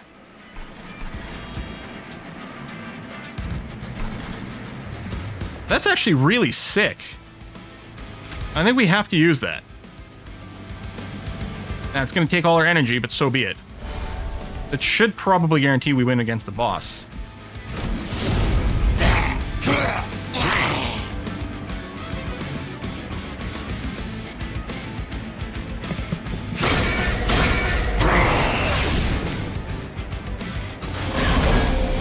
$750 hit points, but... Are you dead already? You're already dead. So... I don't want to use a Pyre Ball, because I'm never going to use it. I mean, I don't want to do anything that's going to change the math, because it literally doesn't make a difference.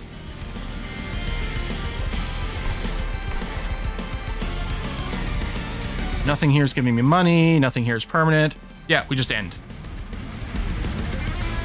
No, no incant on the boss. This one's got the sap incant on the non-boss.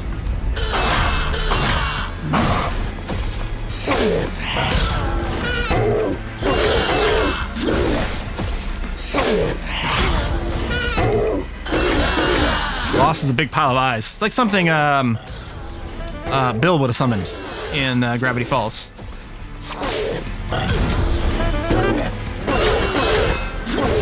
Already, I think the new mechanics they've added to this game are excellent. I mean, it's still Monster Train. It's Monster Train with some stuff, and I think the with the stuff worked well.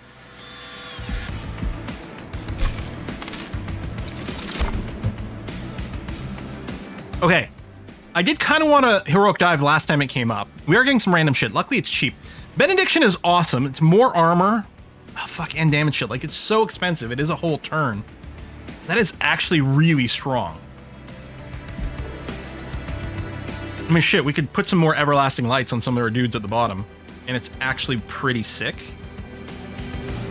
I don't know if I can merge this into the one that's already been merged. I suspect you can't do it twice, but I don't know. Heroic Dive on a Dancer from the second floor. Yeah, I mean, just overstacking our bottom floor is pretty nuts. I think we should have one. Make it rain. Deal 5 damage to enemy units. spend $5 and repeat this card's effect up to 3 more times. I wonder if I get to choose, like, every time. Do you want to spend 5 more? Do you want to spend 5 more? Do you want to spend 5 more? Soul Melter. Cost 3, 10 attack, Siphon. When an enemy unit dies on this floor, gain 1 soul, which is used by certain abilities. Celebrate. Okay, so Celebrate is presuming ability. Oh, Celebrate is trigger after defeating a boss. Gain 1 dragon egg for every 4 souls. I think this is awesome. I don't think realistic we'll be able to cast it very much in our deck. I think this might just be a skip. No choosing, it just spends as much as it can. Oh. So this is just going to deal a total of 20 damage across 4 goes to everything on a wave. Boosting its spell power would be amazing. But I think I am just going to skip here. I'm wondering, I think I might cash this in because I'm worried we might overkill this. Although, by what? We're not going to overkill it with my spell. Well, maybe I could cast 2 and that'd be sort of a waste. On the other hand, my Loot Dragon's really good. But if I get it now, I get the random artifact now. And waiting to the next level, all it does is give me a choice, which is better, but now is also really good. I think I'm going to use this now. When you damage your own unit, well, we don't really do that. When you equip a friendly unit, apply Conduit 4, +1 magic power on this floor per stack. Units gain +3 health and +3 attack for each upgrade on their card. Well, we haven't actually upgraded any units yet. We do have an equipment. Sometimes we get some random equipment. I think we're going to take the Pyroborn Insignia. It makes our spells deal a little bit more damage. How much is this going to matter? Actually, with more magic power, I wonder if our Just Cause scales with magic power might give us more stack.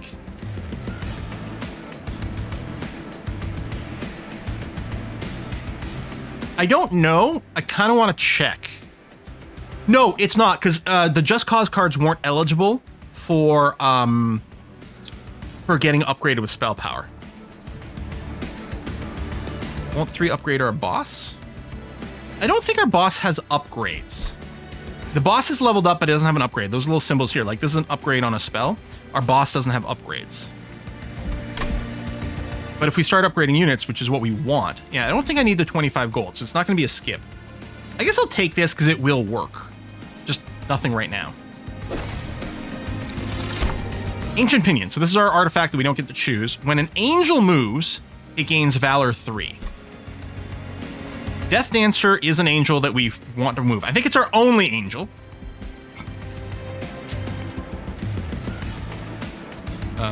Okay, card type is not alphabetical by type, which is weird. Yeah, it's our only angel, but we do move it. I mean, we're not going to skip it. We might be incentivized to grab more angels. Okay, we need to upgrade units now, because we've wanted to. Random artifacts, money, heal. No, this is duplicate any card except your champion. Forge spells, heal, which we actually could use. Select and remove up to 2 cards from your deck. All right, I'm going to go right. Artifacts.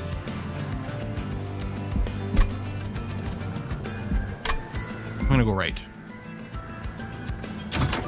Yeah, I need the Merchant of Steel for the units. Oh, we'll take the heal.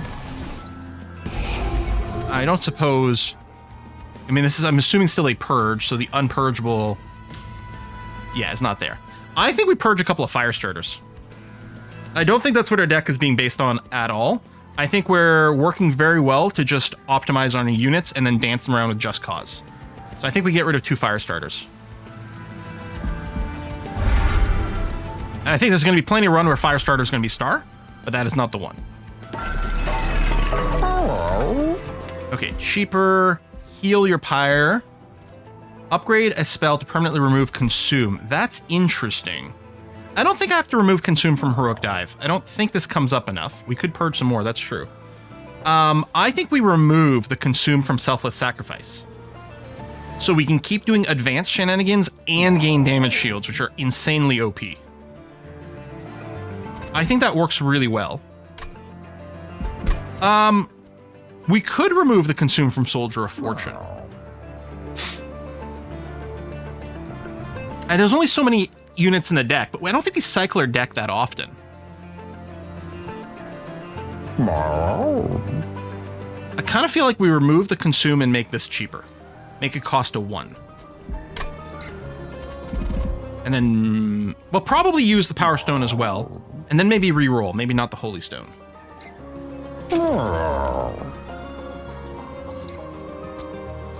But yeah, I want to spam this constantly. Which means I don't want it to be consumed, and I want it to be as cheap as possible.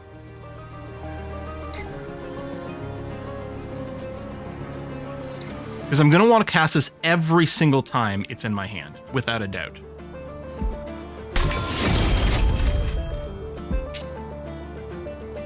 We could get another charge on Golden Touch. I think is the way to go. Honestly, if we had the one that was like, what is it, plus 20 magic power and consume on Golden Touch, I think it'd be fine. I think we'll do that. Let's re-roll. Okay, Surge Stone.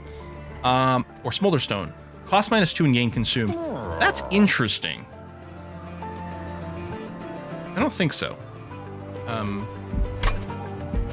Hold over. When played, the card is placed on top of your draw pile next turn. That is cool. Oh yeah, starting your thing. This might be fine on like a fire starter. We could just throw like have a 21 damage fire starter and then removes itself. Yeah, Pyreball costs it 0. But I mean, at some point in theory, we're gonna start casting this. Maybe. Oh yeah, Soldier of Fortune Intrinsic would be excellent. You're right. It's already cost 0. But having it start in our hand is really good. I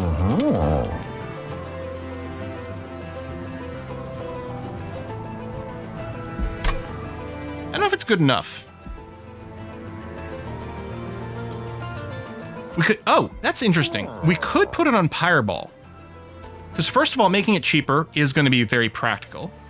And yeah, Intrinsic, it can start ticking on turn 1. Yeah. You know what? I like it. I like the reduced cost, and the Intrinsic might be kind of useful there.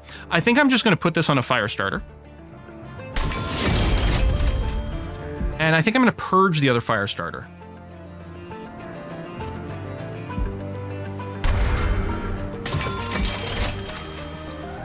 Okay, so you can purge multiple times at the same shop. I don't think I wanna.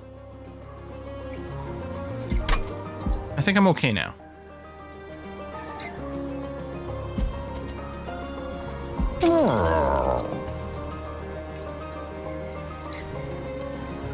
I could put a Just Cause on a Keepstone. I don't think I need to. There's enough Just Causes.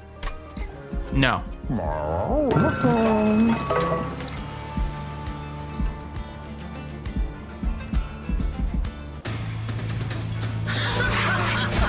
I couldn't reduce the cost of the merge equipment because it was a spell, I think. Heaven's leader of the Cherubs has been manipulated by the Titan of Dominion. Even Heaven's workers are under the Titan's grasp. Nourishing Feed. Kale and his Cherubs gain 35 health and spikes 4 to enemy units. Wait. Grant 35 health and spikes 4 to enemy units. Okay. I was confused. I'm like, well, if I'm against Kale, then enemy units would be my units. But no, I think they're just saying enemy units as in the bad guy units. The people I'm fighting are going to get this. But that's why I was like, Kale is going to grant this to enemy units, which would mean he's granting it to me? But no. All right. What's your boss ability? Yeah. Oh, so grants extra health and spikes. Man, the spikes is going to be real bad with my multi-attack. Okay. Sounds like it makes them hard to Kale. Oh, Palin, that's terrible. That is just awful. You should feel shame. All right, so let's do the thing, and this time because we know for sure we're going to be able to move Fel, we'll put the Dancer in front, so on our first active turn, we can Savior and move Fel to the front. And again, I think we need to get the Zealot down immediately. He's just so good. I think that's what we're spending our 3 on. Yeah. Spikes might trigger revenge, yeah. It's going to be a bad fight for the Zealot, who's going to get spiked to death.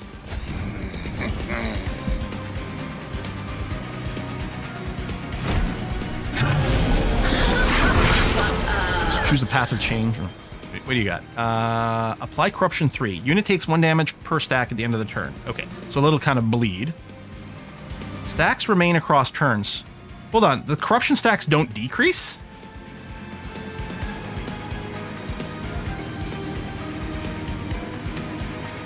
Extinguish. Apply 3 corruption to your front unit. What the fuck? Oh, and we got entropic immediately? I think this entropic crystal is going to lead toward... This is insane! There's no way for me to not take this damage. And bleed to death. It is a terrible hand. And there's not enough room. Okay. I could put the upbeat warbler at the front. So that he, and then we Pyreball. And then not entropic crystals?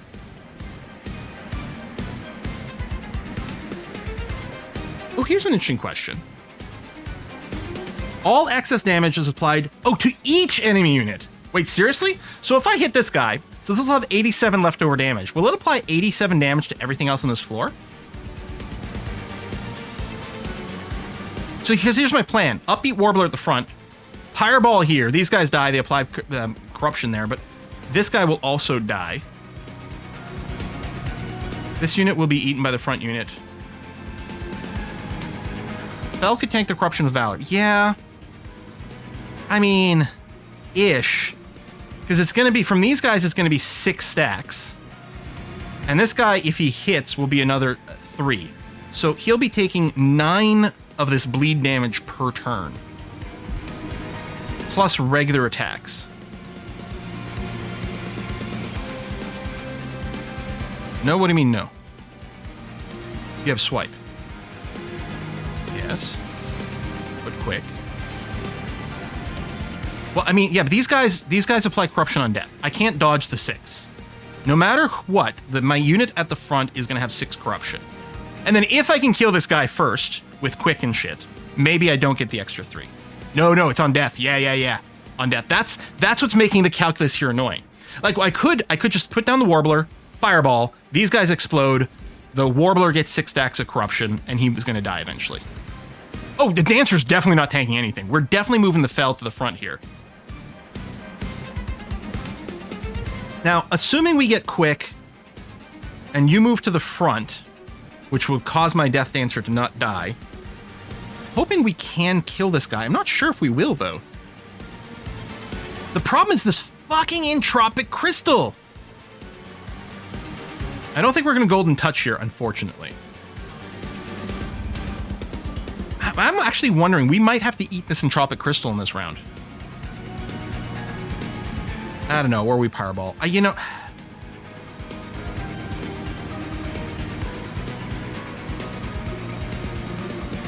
If I Pyreball now,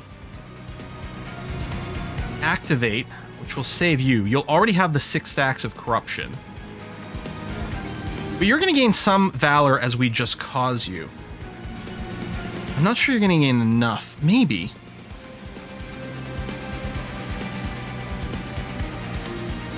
Yeah, this entropic crystal, I don't know. I tell you, you know what? I'm just going to eat the entropic crystal. I'll probably hate myself for it. I'm going to go with plan Warbler, Fireball. You got all the corruption, but you'll still apply quick this round. And then I'm going to just cause the Dancer. Then apply this ability. And yeah, the Warbler's going to die. And we're going to have +1 mana forever.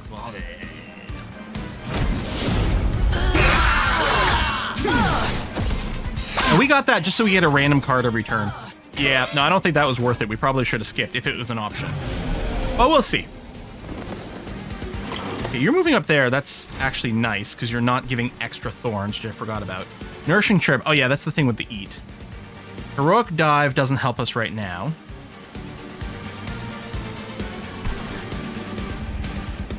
Unfortunately, Green Dragon's going to come in. Green Dragon's going to come in just as a 2035, which ain't bad. Shift. Triggers whenever this unit moves. Next time units attack or takes that much damage, it takes that much damage again for each attack of melee weakness. Can I put this on the boss?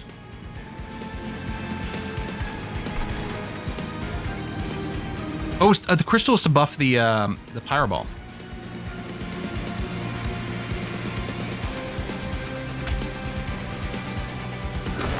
Okay. That seems good.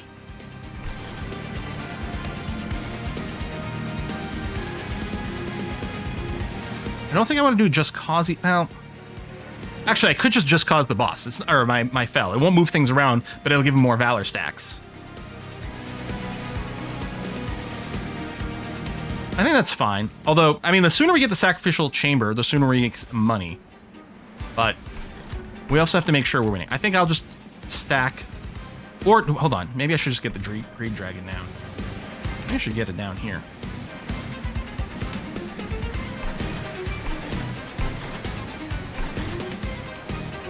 Yeah, no reason to put you at the top for now. Plus, it gives me a target to do heroic dive here if I wanted to.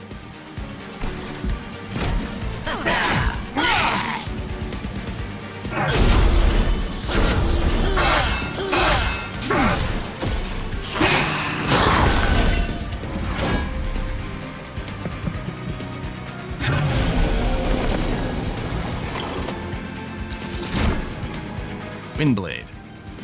Shift. So whenever you move, gain Valor 1. After combat, triggers the shift again. So this just generates a lot of Valor. Maybe I'll put this on my Zealot, since I kind of want the other weapon probably on Fel. Ooh, Fel is predicted to die right now. That's not great. Oh, but we can do some shenanigans with self-sacrifice. Okay. I think I'm going to soldier... Ooh. Ooh. Ah.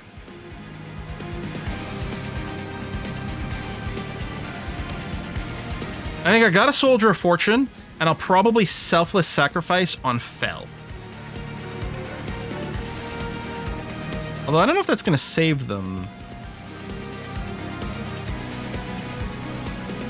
Well, we're going to have to hope. Let's Soldier of Fortune. None of these guys I think have a trigger on, but I don't think it matters where I cast this. Okay. Unfortunately, I'm not going to apply you right now. I'm going to do this.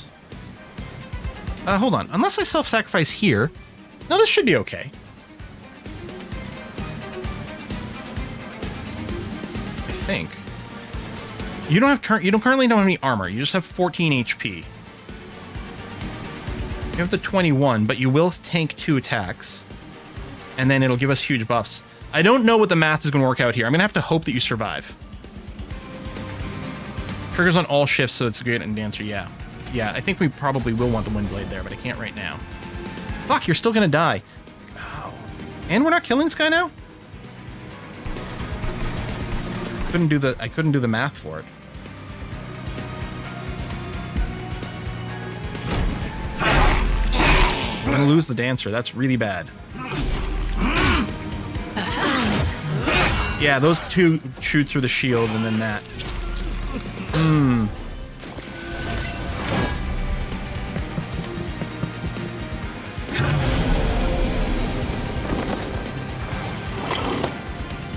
Yeah, well, I'm assuming I can't undo the turn. I guess after I do the move, that's right.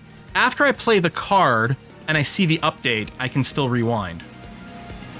Lava Armor. Revenge. Apply Pyrogel 3 to the attacker. Gives you 10 extra health.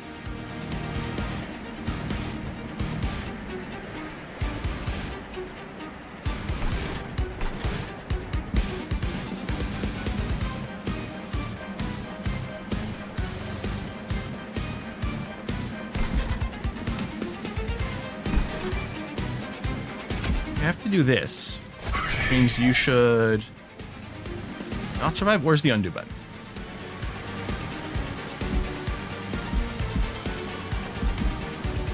Why aren't you surviving?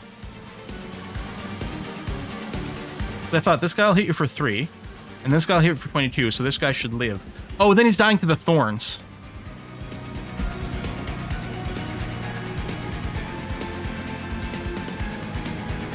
Where's the undo? People keep telling me exists.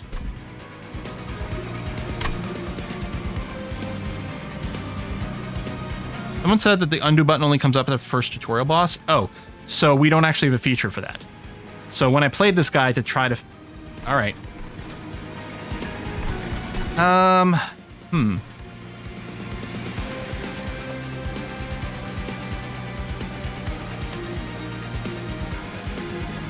think I'm gonna have to hit you. Just to make sure you die. Twitch chat tricks again, yeah. Wrong bottom. Yeah, I think I have to do this. There you go. So that'll make sure this floor clears. Yeah, the thorns killing the greed dragon is annoying and not what I'd calculated.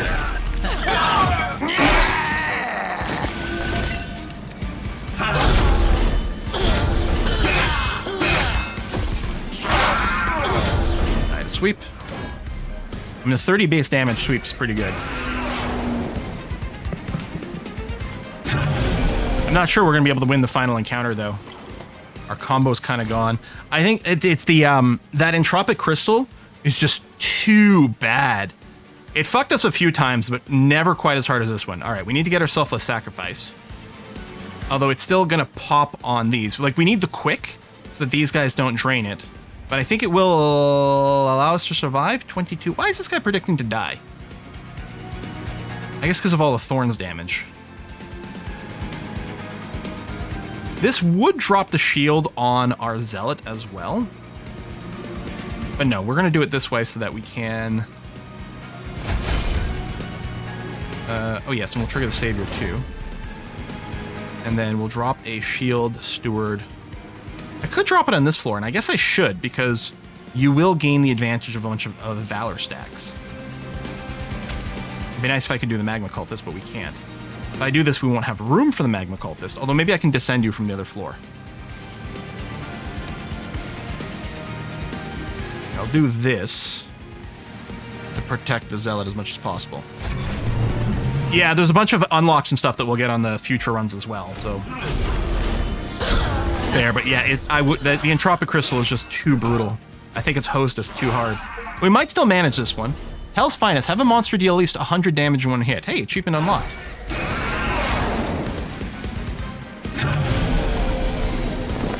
But yeah, losing the dancer was just too brutal.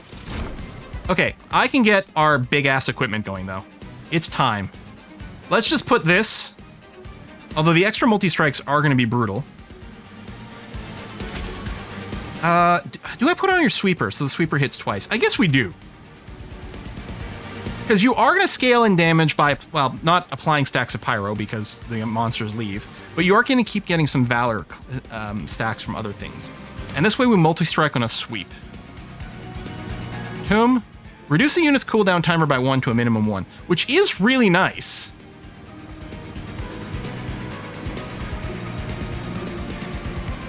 Still want this, but no. Let's get the equipment. I think I will put it on the sweeper. Sweeper won't get armor from Valor? Is the armor... Isn't Valor... Oh, it's only if you're at the front.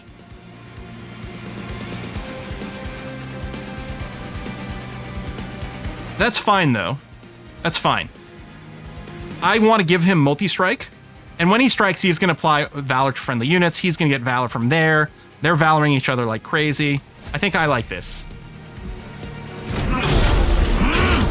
It'd be nice if we still had our quick little dragon. So we would have quick here. It'd make a huge difference.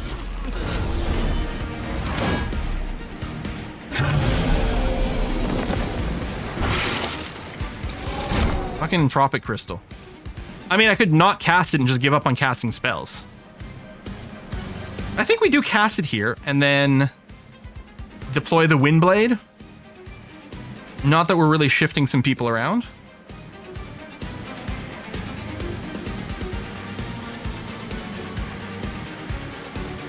Like right now, our health is fine.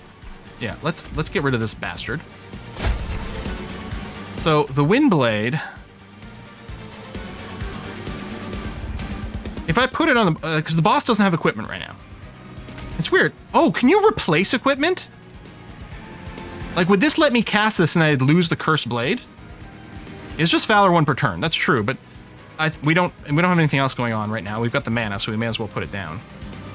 But would it let me do this? Ooh, you replaced equipment. Okay. I can see myself accidentally doing that more than once in a run. Okay, we got the corruption stacks. Again, we should be out armoring it because you're at the front, which I need to remember is important here. Okay, we're going to final. Okay, that's ready to trigger. You're almost dead as is.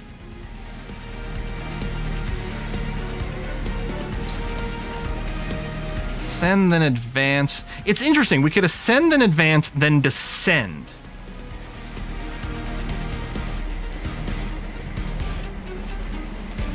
Would this trigger 2 moves? And this trigger 2 more moves for a total of 4 moves? I mean, probably we just Pyreball. That would give a lot of armor, though. You're right. With the Heroic Dive. I really wish we had the undo button, because we'd be able to see how it would work. How the math would work out. But presumably it's got to be good, because we're almost killing the boss as is. But, sure, let's do it. Oh, and then I can ability afterwards, too. Oh, yeah, to gain even more armor up to my Valor. Sure. So let's Rising Rage. Then Heroic Dive. It didn't count as a double move. Although that one did. The Rise only counted as 1, I think. Trigger this. 143 armor. There we go. We're still going to lose the front unit, but that's okay. I think I just got the sound of another achievement.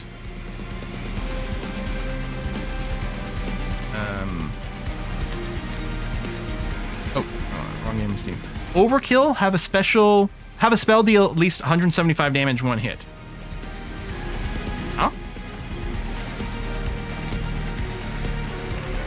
Yeah, he was at the front as soon as he got there. But other advance still seems to trigger the move. It may not. I don't know. Anyway, let's just end. Because we have the win. Hey, we're still scaling at Pyreball. We're never going to cast it. Admittedly, with the lack of mana, it might be hard. Alright, fast forward.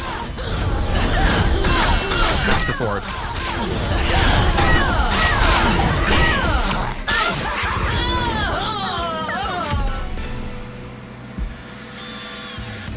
Fortunately, we didn't get a Dragon Horde. But we got a major enhancement. Please, pick a card. Apply Valor, triple what we spent on the X. Pyroclasm. When a unit... Oh, this is a room. Oh, Hell Furnace. When a unit gains Pyrogel, it gains +3 stacks. Yeah, this is what we want on our base floor. +1. Yeah, we need Hell's Flame so badly. So badly. God damn. Okay, give me unit upgrades. We're going to upgrade the champion regardless. Offers random equipment in rooms. Something surprising. Forgotten boon. Gain equipment or room card. Upgrade spells. Gain some health. God damn it. No unit upgrades? Should have grabbed them earlier. I think I'm going to go right.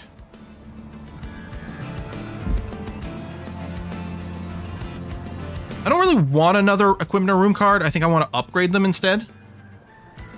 Yeah. So let's upgrade my champion.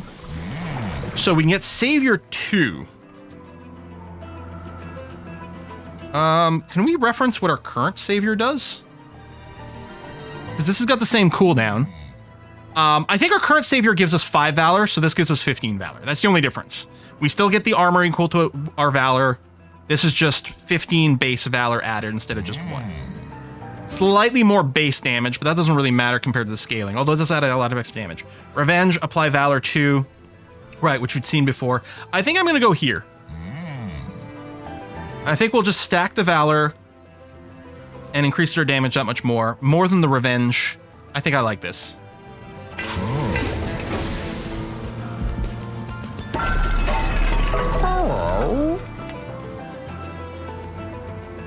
Spells cost -1 on the floor where I use it. I don't know, it seems a little crazy and expensive. I don't know if we could do that. Deployable upgrade. Meat shield. So this heals 10 at the end of every round. I can't remember. Did we actually get a second equipment piece? I mean, I did. I know we did at one point and we merged it. No, we only have one right now. We could buy this, re-roll, find something else, and then merge them together. Yeah, also gives 15 health. Yes, that's true. I think it's worth picking up the meat shield. And then, yeah, I think I will re-roll. Void armaments. Multi-strike 1. Extinguish. Purge this unit from your deck. Oh.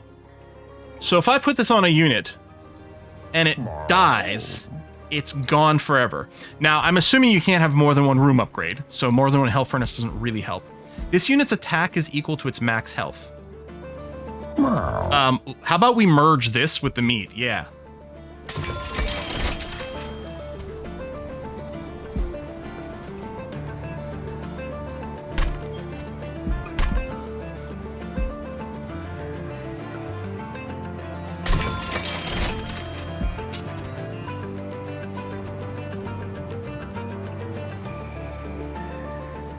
I don't think I want to purge anything.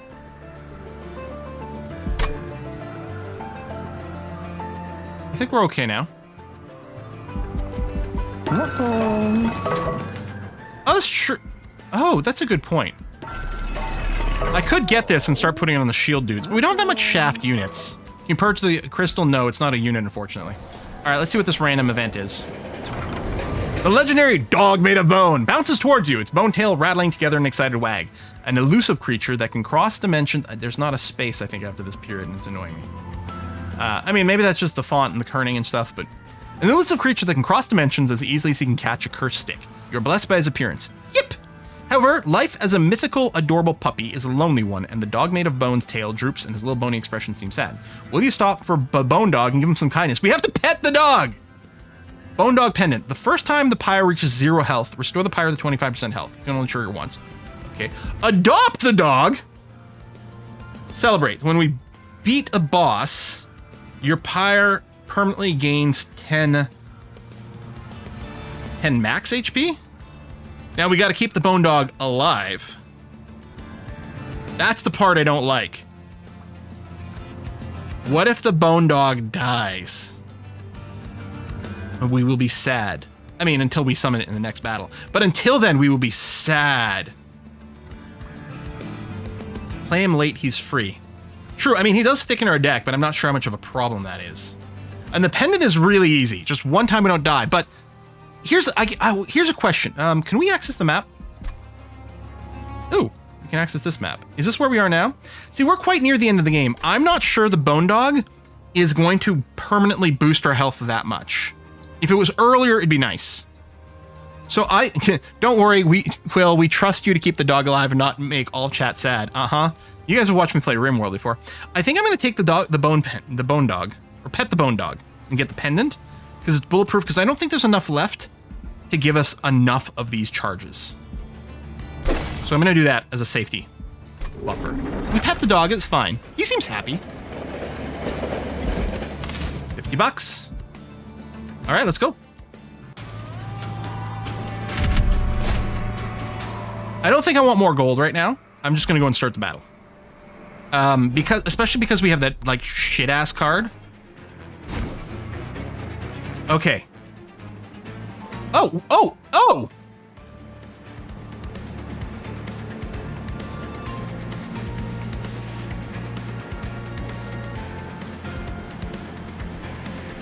Okay. So with the deployment phase, it was however much energy we normally get +1. Now it's however much energy we get, presumably +2. So we're starting with 6.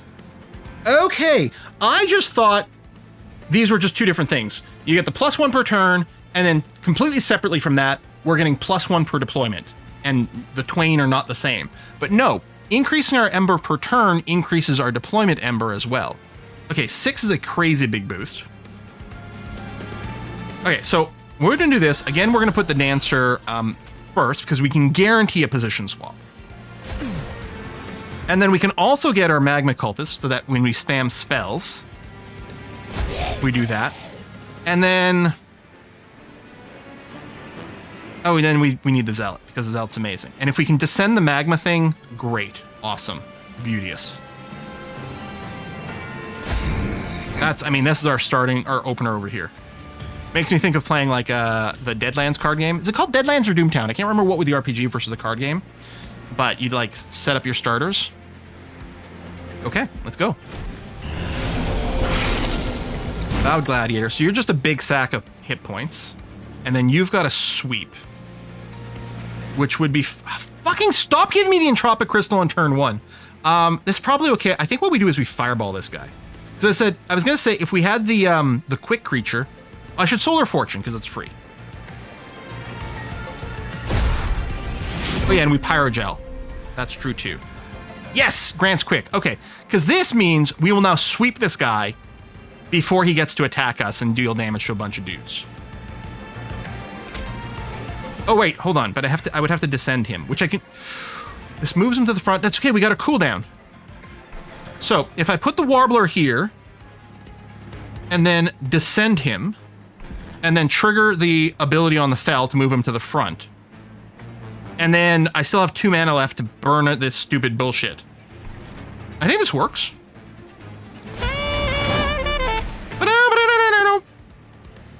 Not you. Dive. Ooh, that was bad. With no undo unlocked. Descend and advance. And then blam. There you go. No units are taking any damage. You're going to come out ahead on armor. We don't kill this dude, but that's okay. We could almost with the Pyreball, because we could hit him and then still have 95 left over, but it's not enough for the kill. And of course, I'm never going to cast Fireball. You actually kind of know. And then I can do this, which doesn't count as casting a spell. But yeah, we need to get rid of this, because otherwise we know how bad it gets. Okay.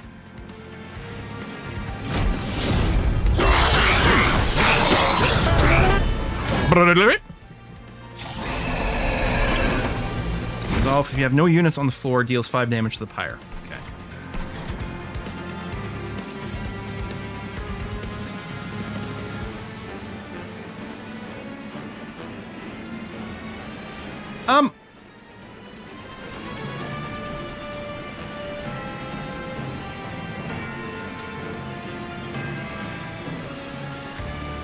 What do we want this on?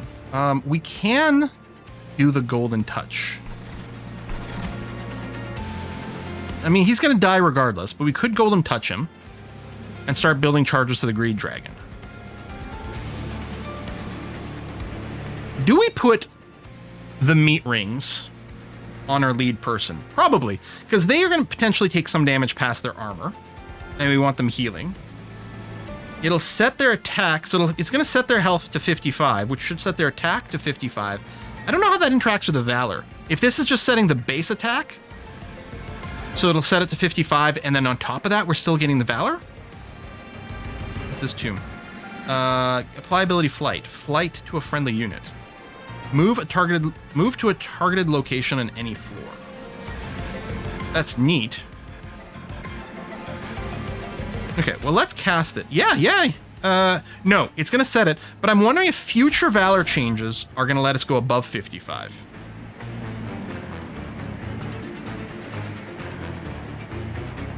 I only have one Just Cause, so I can't dance the Dancer and then put Fel back. I'm actually thinking about just... Hear me out. I'm thinking of casting Pyreball.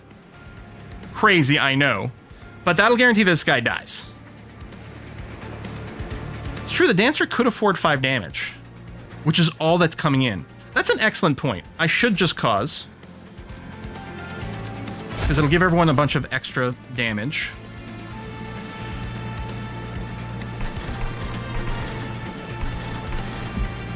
Let's play the dragon, so it's out.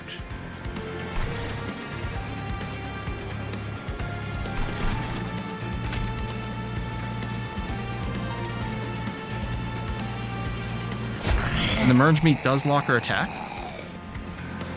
It's not gaining anymore from the dance. Okay, so the Merge Meat is interesting. If it's actually capping our damage, that might be really bad. That's interesting. What happens when we replace the equipment? That's an excellent point. I guess we'll try that. I'll always Fireball you later. And I may need to, because you're doing some just free pyre damage, which is annoying. Oh, well shit, we'll definitely Fireball this floor, because I don't think we're killing it otherwise. I'll Fireball and then probably put this... Ooh, no, I want this on the sweeper still.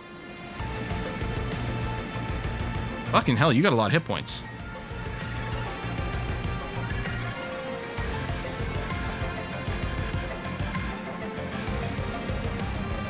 I guess I could Sacrificial Chamber on this floor. Because I kind of want... Oh, we got two of these, because I got a random one. Because I was going to say, I want Hell Furnace on this one. I don't... No, I think what we're casting is we're putting the merge equipment on the Zealot, and then I'm Pyreballing here. I think that's my entire turn.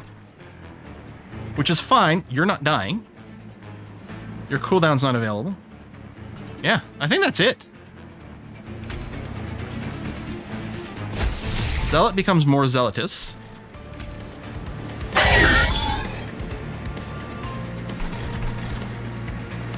You're gonna get 2 hits over here, but that's fine.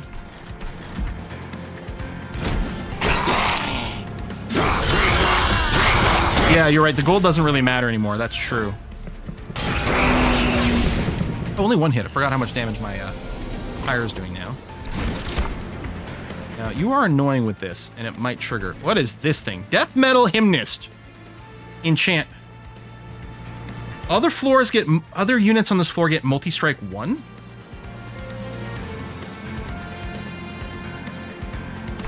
I could put it behind the dragon, although it's not going to do that much. This is packed full. Actually, overcapped.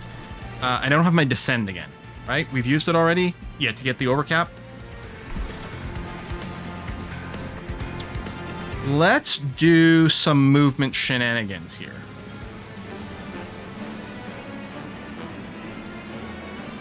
I think I'm going to move you forward with your ability, then just cause the Dancer, then Selfless Sacrifice back on Fell.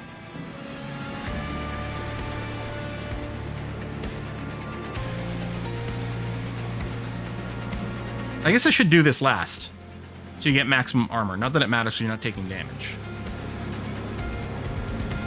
Well, we're going to move the Dancer multiple times regardless. So, Selfless Sacrifice. Doop. Fortunately, you're not getting the damage boost. Then I'm going to just cause. But it is like gaining the extra damage on the Zealot, which is huge with the sweep. Then do this again. Oh, I have another just cause. Oh, shit. Well, let's just move someone else. Let's say I just cause you.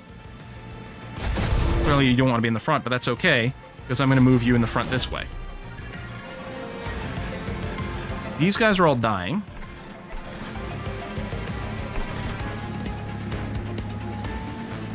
Probably just put a shield steward in front of you.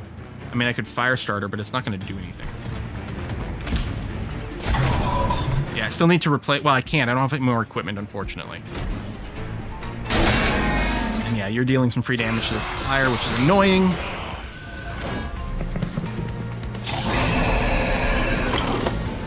And we're clearing this floor as is. In equivalent exchange, deal damage to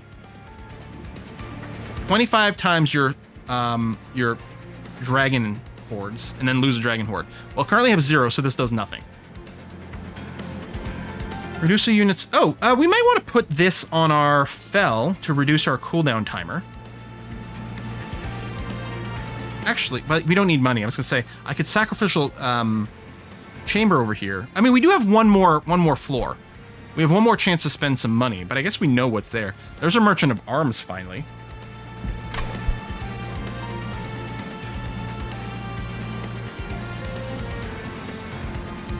I don't know. I think I just do a bunch of just cause dances over here. I want to move you. And then I'm going to move you, which does cause you to move again, which is great. And then I'm going to move Fell back to the front. And yeah, I'll just Hymn of Contracts you, which timing-wise doesn't matter.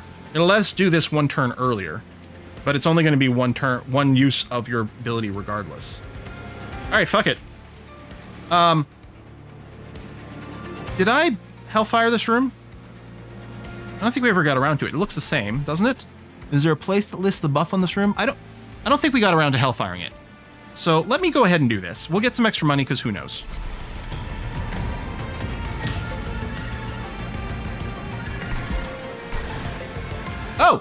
Oh, this is the symbol here. I think we may have already done it. Wait, that's the red pit next to... No, that's the being over capacity. This is the buff. I think we already had one. I'm not sure. Anyway, fine.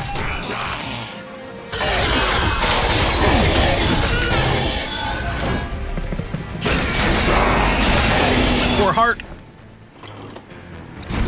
Respite. Well, at least I can get rid of this on this turn.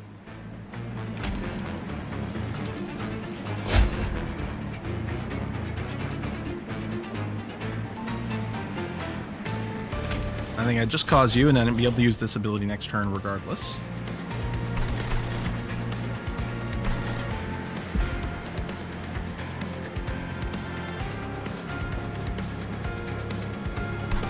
I guess, presumably I could still use this. Yeah. Unless I want to make it come up again after.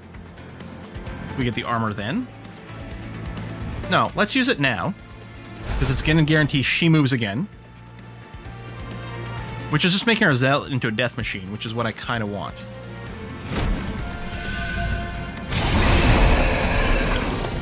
Yeah, dive I think is only one floor, so I can only descend to these guys one floor, not two. And yeah, we have the win, as is. Well shit, let's golden touch this guy in the back. Oh, the mine cage is cool. That would have been great on our boss.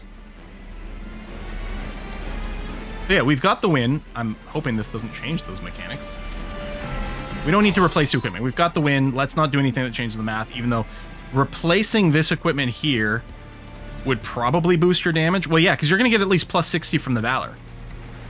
You'll lose some hit points, but it doesn't matter. You're not losing that much.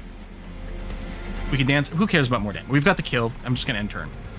Everything else is just faffing about for fun, right?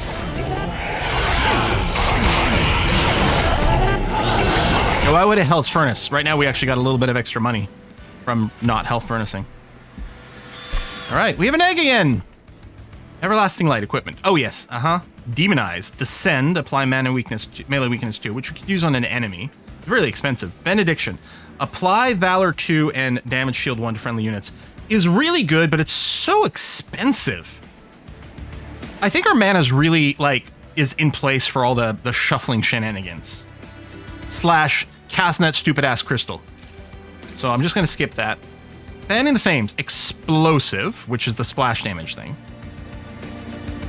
Deal 3 damage to a random enemy unit. Slay. Increase damage by 3 permanently. Okay, this we would have to get really early for this to be worthwhile. I think I'm going to take the Mine Cage, the intention of putting this on the boss. I guess I'll save you mostly to charge up our Greedy Dragon. Okay, we're getting the trinkets regardless. Merchant of Arms is what we want, for sure. And we could duplicate a card too. Okay, let's get the trinket first. Oh. No, sorry, it's the Merchants of Steel that I want.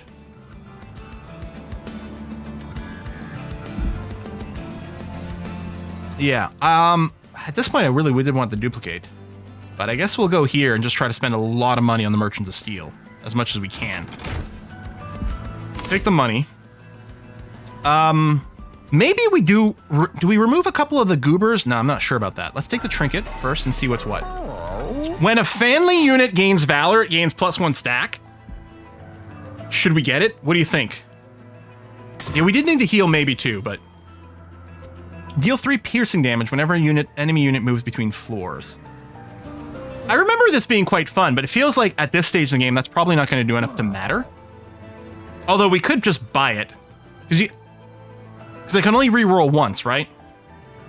When a unit gains Pyrogel... Without Pyrogel... Okay, well, let's do that. I think, yeah, we've got nothing else to spend money on. We may as well do this. It's a little something. Equipped. Is this units with equipment gain 10 armor? Is that basically what this translates to? When you're out of energy, cards can be played for their cost in pyre health.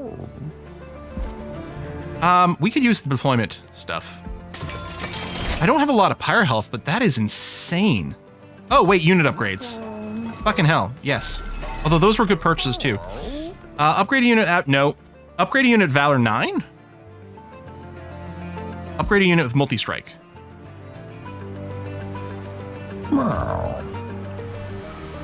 This increases its capacity, right. Okay, I think we want to give this... I want to give this to our sweeper. And we're still going to give him the multi-strike weapon. Can we large stone him?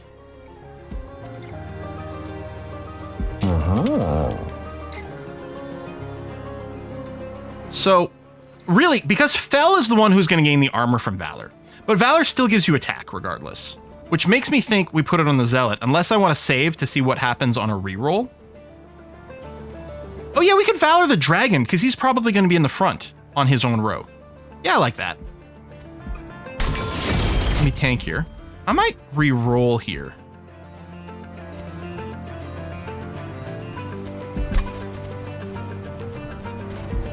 Because dive aside, I think our placement is... oh, unless I large stone the dragon.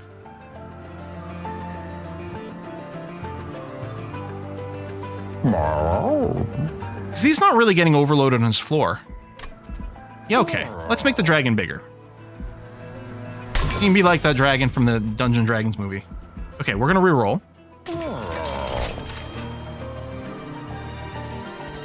Endless.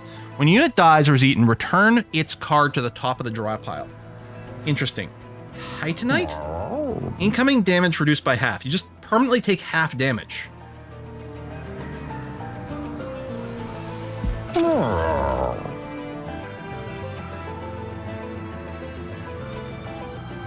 You know, maybe Endless. Maybe we should throw this in our Dancer. Because our Dancer's really key. Like, we actually don't care about the Dancer's stats per se. Yeah, the Dragon is capped in upgrades now. But we need the Dancer to just exist so that we can keep shuffling around and buff the fuck out of everything. A Titanite would have been maybe better. I think we do this. So if you die, you come back. Endless Greed Dragon will get buffed every time it spawns. Yeah, but I don't think it keeps its buffs. I think it would be a fresh spawn every time. I don't know about the Titanite on what we have here. I mean, the Shield Stewards, which have good bait. Oh, Zealot still has some capacity left. But I think we should give the Zealot the strength.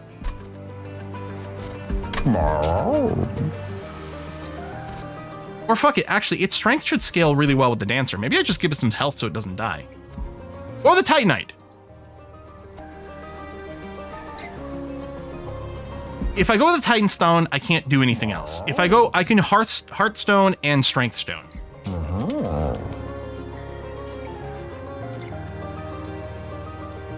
Maybe I should just give a few extra hit points to the Warbler. And then the damage to the Zealot.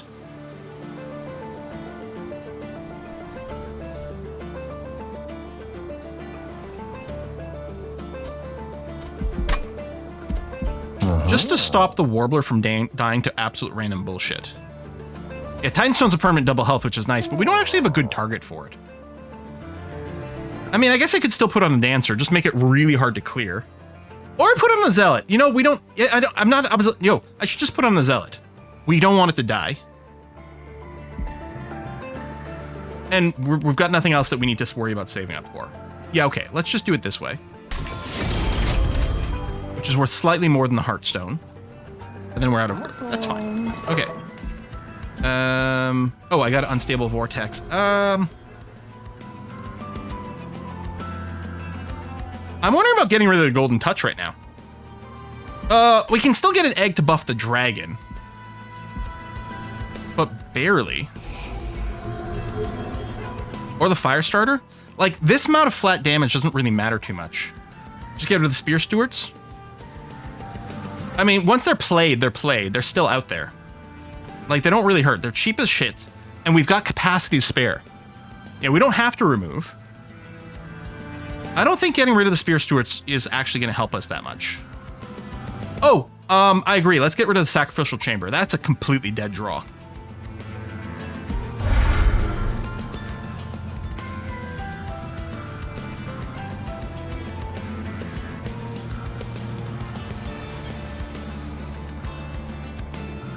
I think I'm going to get rid of the Fire Starter.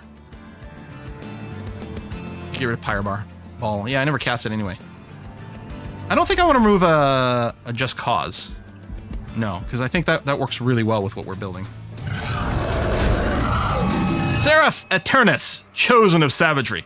Unrecognizable from his original form, Seraph has returned as a puppet of Titans from the Abyss. Seraph's savage form will weaken the defense of your units and enrage his own. Seraph enchants enemy units with Rage 3. Your units enter with melee weakness 1. Okay, so we come into play with melee weakness 1, so we take double damage one time. And these units come in with +6 attack that decreases per turn. Okay. Yeah, Meat Ring on the Dragon is pretty good. You're right. Okay, standard thing. Fell. We want the Zealot. We want the Dancer in front. And we'll throw the Magma Cultist in here too for the setup. Dragon. Yeah, because he has huge health. Oh, he's physically bigger too. Hey. I think I might just put 2 Shield Stewards on the middle floor. I think the Dragon's gonna be fine. Oh, I'm gonna put 1 down because then we're out of money.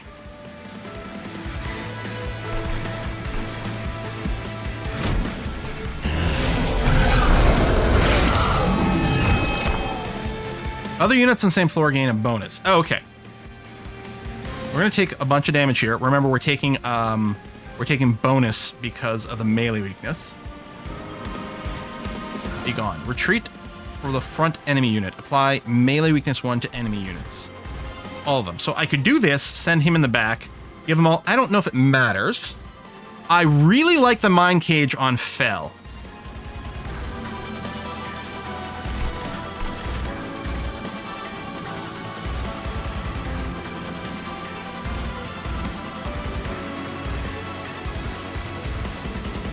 Why does this apply Valor 3?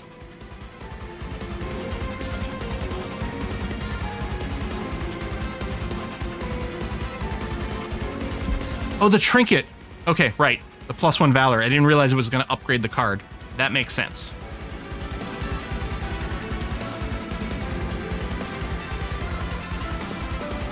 Okay.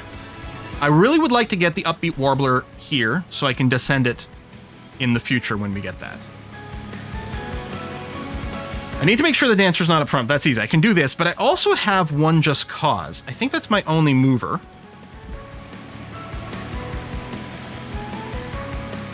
So I think what we do is I think we Just Cause our Zealot, just to give it some Valor stacks. That'll also cause the Death Dancer to move. Then I use Fell's ability to move him to the front. And then I give it the Mind Cage as well. So that's 3 mana. Yeah, that seems fine to me. So I'm going to Just Cause here. Yeah, we could Pyro Ball in this round too, actually, which would kill this guy, which seems pretty good.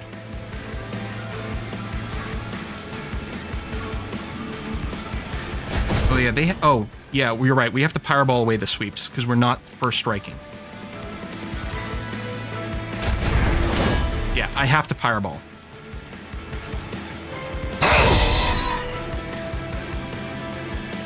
And then I want a Mind Cage here for a few extra stats and the shorten cooldown on our ability. And then, yeah, drop the Upbeat Warbler here, and we'll hope to descend you soon. Looks good.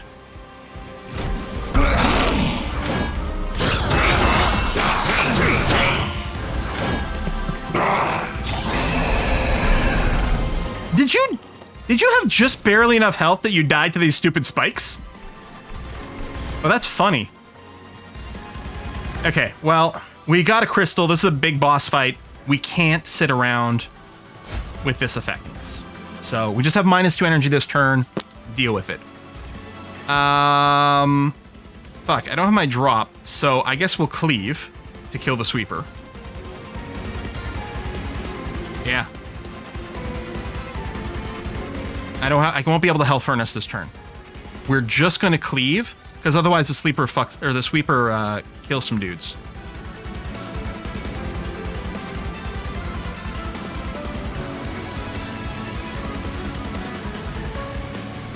Hell Furnace for the Power Gel. I agree if I had 1 extra mana, but I think I've got to do this.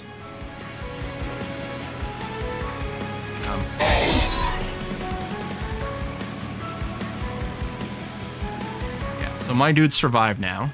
We're gonna lose this shield guy, but it's not the end of the world.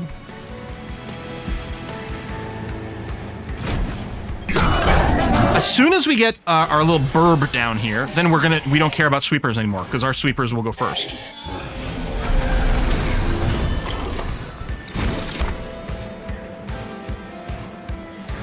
Are you serious right now? The 3 cards remaining, that's where my heroic dive is. Okay, well, I've got some direct damage for the assassin with the sweep. I mean, I guess we Soldier of Fortune. She'll still Pyrogel them, which is nice. So... Oh, I didn't have enough money to trigger the bonus. Oh, yeah. That's fine.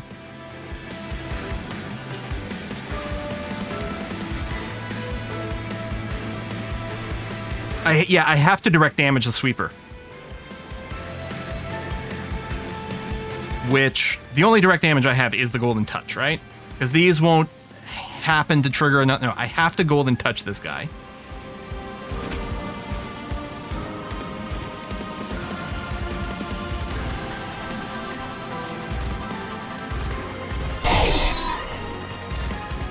There. Now all my dudes are alive. And then I think I give the Cursed Twin Blade to my Zealot.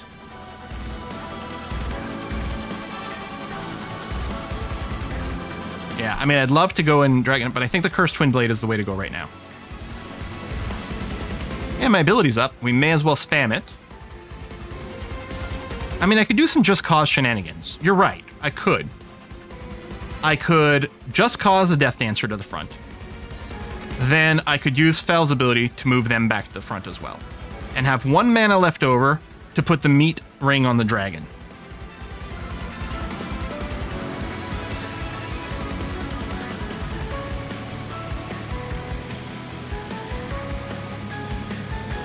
No matter what, I'm not killing this guy.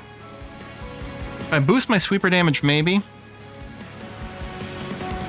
I don't think I want the cursed equipment on the Dancer, because it doesn't actually benefit the same way from the multi-attack. Warbler's not going to die this round. And next round, we're going to have the Descend. So the next round, we're going to be able to descend the Warbler down here. So I think both moves are good. Maybe I'll go with the Just Cause Meat Ring plan.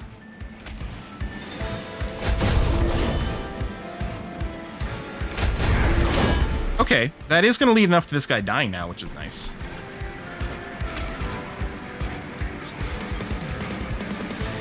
Oh, it's equal to its max health, not its current health. Okay, that's nice. And it's going to heal 10 per turn. So yeah, this guy is going to be beastly. Just causes plus 40 damage. Is it really that much?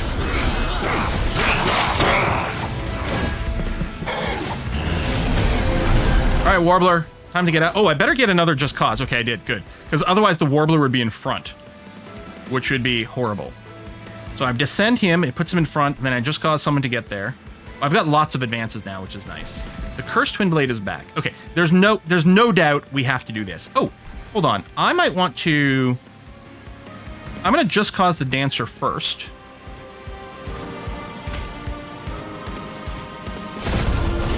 Then I'm going to Heroic Dive, which will push the Dancer back. And your ability is not up, so I'm going to have to use something to move you forward. Which means no Cursed Twin Blade. I don't need this Heroic Dive. So I think what I do is I actually Just Cause the Dancer. Then I Selfless Sacrifice Fel back to the front. Somehow you are going to survive. And the dragon's only going to lose 2 net hit points out of this because of the armor gen and because of the heal. Meanwhile, dealing 130 points of damage over here. Go, dragon, go! Oh, this guy's dealing some free damage to the core, which is rude.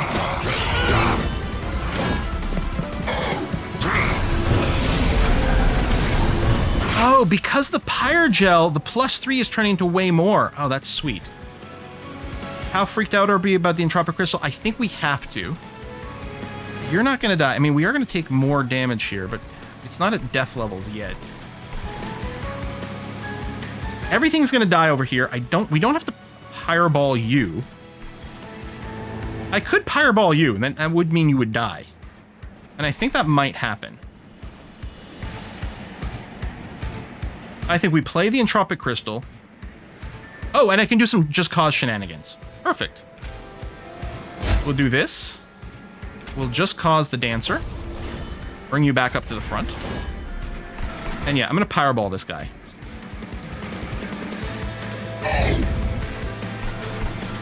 Alright, and I can play this for 0, but... Oh, wait!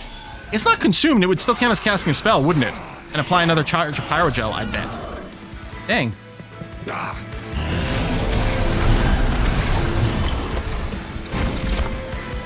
Go, you're gonna kill him. You're not gonna die.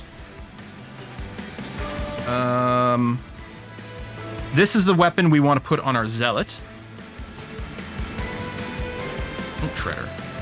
We have another Descend in our deck. Because I think we got one randomly. Right? Yeah, we have another Heroic Dive. So, the Shredder might die, but I might put him there and get him ready to descend. These guys aren't currently dying, but I bet you they will.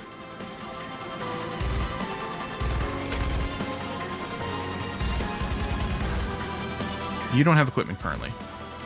How do I see... Yeah, there you go. Okay, that's the equipment icon.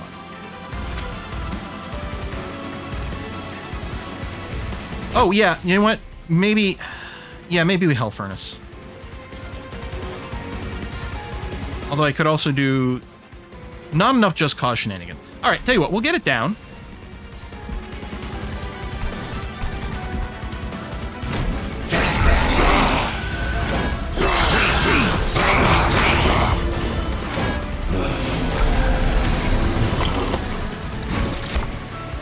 Okay, so we're going to be totally fine. Wipe everything and deal the huge damage to the boss. So everything else is just gravy. Can't kill anything with the Golden Touch. Hang on, the gun might add weakness to you, which is kind of nice. But yeah, I have a Cursed Twin Blade that's not merged. I suppose I could put you on the Dancer, actually. First Dragon Staff, Incant, deal 1 damage to enemy units whenever it casts a spell. I'm not super excited about that. I could just Curse Twin Blade on the Dancer and then Begone one of these guys just to give the weakness to the boss. I think that's fine. Like, we get a preview of this stat, but it doesn't update the numbers over here, which is a little annoying. Put it on the Incant guy. Why put it on the Incant guy as opposed to the Dancer?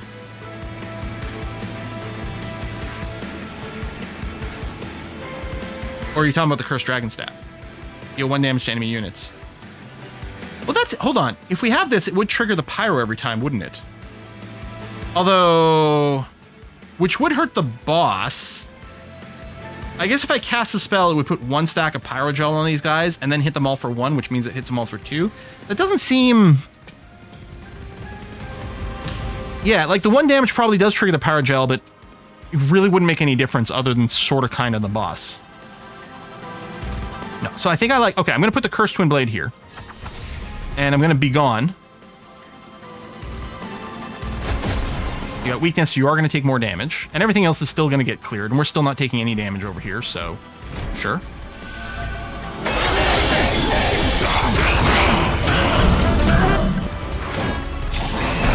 Pyrogel gets +3s before 12 with Hell Furnace. Yeah, I agree, but and if I had the action, I would definitely put it on there for the ping 1, but overall it doesn't contribute enough. Oh, we're just winning already without doing anything else. Cool. All right. Sounds good. Just Powerball since the game is over? No! Can never cast Fireball! I must end with the biggest Powerball there is.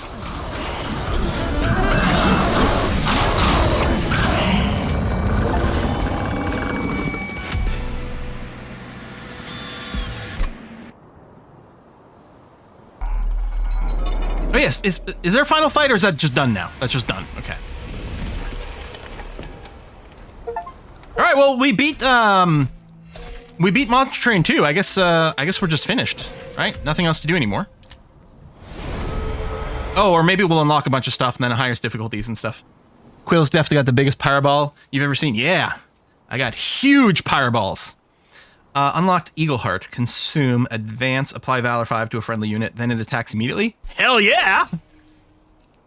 So new artifact that you can run into. Summon a Hymnist. Summoning a Hymnist applies Valor 5 to friendly units. Hell yeah! Level up some of the clans as well. Unlock some more cards. Ascend, then advance. Oh, that's one of the ones we got at random at some point. Martyr Signet. At the end of the entire battle, friendly units at the front of the floor permanently gain 6 health. Hell yeah!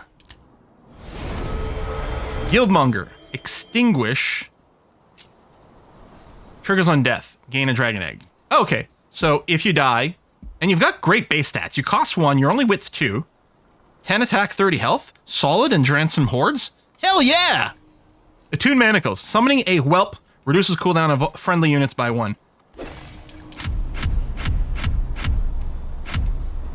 More achievements. I mean, that's what I do really like about Monster Train. Like, I had to play it to unlock everything for sure. That was a big deal. And now we should have the proper main menu here. Commander, the initial battalion has finished unloading the train. The reserves are awaiting your command for the next assault. Very well. Send word to the Pyreborn. We will depart again soon. I'll join you shortly. I'll join you tallly. Yes, Commander. Angels attacking heaven. I could never have imagined it would come to this. Not too long ago, I led these same troops to destroy hell. Charge! For heaven! For Seraph! When we invaded hell, we fought for Seraph, but now we fight for our own survival. Seraph, my brother, our leader. I followed him without question, but I saw too late the cost of my blind faith. Since the invasion failed, Seraph began to change. The taste of defeat enticed him to seek greater power from titans beyond our world. Until he got what he was looking for.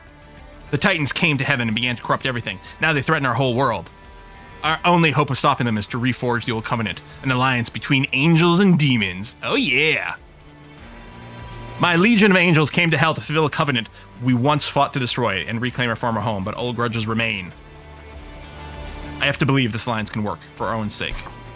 Unlock more Pyre Hearts to progress the story. Unlock criteria can be viewed. Oh, I don't think there was the same sort of integrated story in the previous Monster Train. I mean, there was a setting, right? There was a vibe, but I don't think there was this idea of like unlocking the story. What? Customize your train? Oh man! All right. This seems like it's purely cosmetic, but that's cool as shit. I like that. And that's just the logbook we were looking at. Yep, okay. And then if we were to start a run, which we're not going to do, we're going to switch over to board games in a second here. Yeah, so Covenant, that is the game difficulty. More challenge and random starting con, win to advance, Covenant rank, unlock cosmetic rewards. Standard way to play, yeah. You try to work your way up the Covenant system. And then, have we unlocked new clans? No, they are still locked. Feed enemies using spells, consume cards, attach equipment. Okay, so right now we still only have the Banished and Pyreborn. We could swap these two. How do we... Oh, Variant Pyre Hearts? I think that's new. Covenant rank is what we picked. Oh yeah, there's the one. Where do we pick our leader? Is it when we depart? Random starting cards. Don't we get a choice in previous Monster Train? Didn't we get a choice of like 2 different leaders? Or no, maybe it was just the upgrade. I know if we picked a different primary, it wouldn't be fell. But I thought, man, I'm probably getting confused with this step here. I thought that even in the primary, there were 2 different leaders, but no. It's that this sort of enables 2 different directions for your build. Right? We went Savior here, and it was kind of awesome. But we could just go Super Mega Revenge build, too. I don't know if that would be better. But we're not going to do that right now. I'm going to abandon this run. Oh, no, my first loss. What is... there we go. Lord Phoenix. Can we see your info anywhere? Can we see the info for the leaders in logbook or something?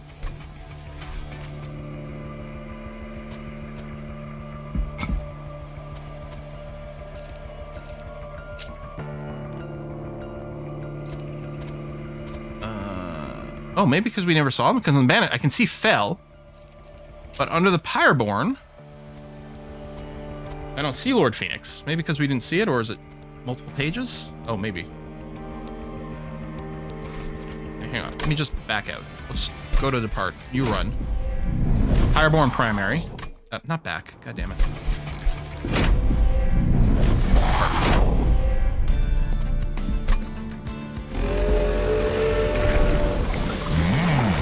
Lord Phoenix, ability Phoenix Fire. Cooldown 3, deal damage equal to this unit's attack. Apply Pyrogel 4 to enemy units. And when we kill something, we get +1 attack permanently. Which then makes it easier to kill things with Phoenix Fire, which makes it easier for us to gain attack and vice versa. Or Conjure. Oh, this triggers when a unit's ability is activated. So then every time I would Phoenix Fire, I would gain a Dragon Horde. Wow! Wow, that's cool. All right. Let's play some board games. Because we don't have time for another one of these runs. Not the way I play. I could do a Slay the Spire run in under an hour. Or about an hour, but just barely. I think what we're going to do is we're going to switch to board games. An ad is about to start on Twitch in 1 minute, which is kind of good timing. As we make a swap over. Ooh. There's a new board game on Board Game Arena. Hang on, let me change my little Capture-Rooney over here. What is this? Welcome to the Moon. What game is this? Millions of players build perfect suburbs and dazzling casinos in Welcome to... Oh, it's a flip and right type game, but... Oh. I mean, I don't know how to play this, and I don't know how long it takes to play, and so I don't think we're going to play it right... Oh! Is this... No, this is a different game. I recently saw a board game review video for some sort of game that looked really cool, but it wasn't this one. Can't remember what it was, but it was another sort of build spacey thing game. So what we're going to do, hold on, let me make a little ajustement to our things here. Hang on. Instead of Monster Train, we're playing board games. We're going to play Seven Wonders. Board games. With viewers. Boom. And I'm not going to change it on YouTube because it's really annoying, the YouTube thing with changing the stream titles and stuff like that. So, I don't know.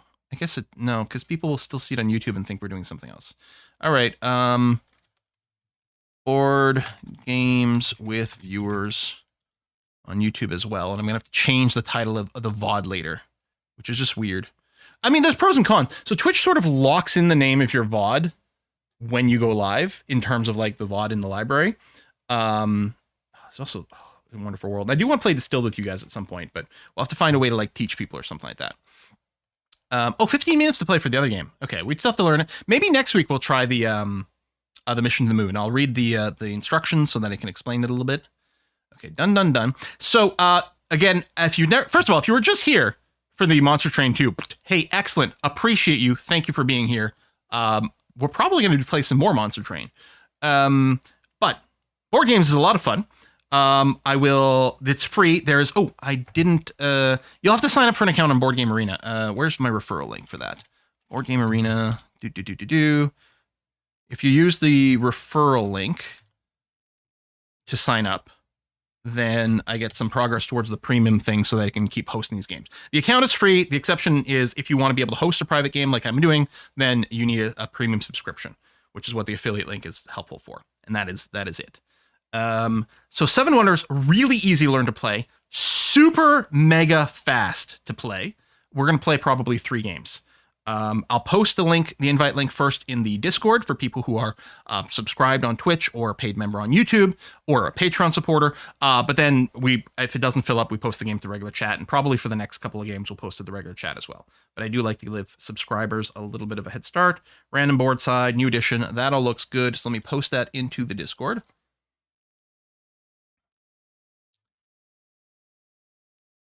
Let me sneeze. No, I don't have any Kleenex. Oh no! How do I not have tissue? I must have finished it recently. You know what? I have a little napkin here. Let me just... There we go. Blow my schnoz. Alright, so that's in there. So that's from Twitch chat. Let me post here and here. There you go. So anyone can click that link, get invited to the game. We'll play some Seven Wonders. Very simple game, little card drafting game. Every turn you're going to have 7 cards in your hand. Every turn you're going to pick 1 card to play. Then you pass the cards over to the person on your right. Repeat until you run out of cards. Do that 3 times and the game is over. Super fast.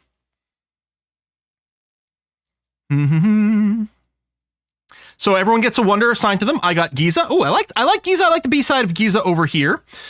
This is just build a lot of stages. Although, we might not do that. Both my neighbors have a gray tier resource, which can't be used to build my wonder.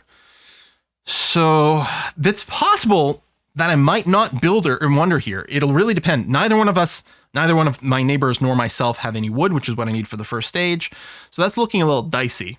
I could just do a science run by spending 2 to buy the silk from Asmodan. I could get an apothecary started. I could get my own silk with a loom, but it doesn't seem very valuable here. Or I could build one of these blue cards. These green wreath symbols, these are victory points. At the end of the game, the person with the most victory points wins. Blue cards are just direct victory points. Science give you huge victory points for getting sets of the 3 science symbols, or by getting multiple copies of the same symbol over and over. In fact, not or, but both simultaneously. Man. All right, screw it. I'm just going to drop the apothecary, because why not? Yeah, Pyramids Wonder is really beginner friendly, because both the A and B side. I could get the marketplace to buy... Oh, I'd have access to all 3 advanced resources for much cheaper. The advanced resources are good for a science run. All right. Let's do this. This is going to be the weirdest game as Giza, I think, ever.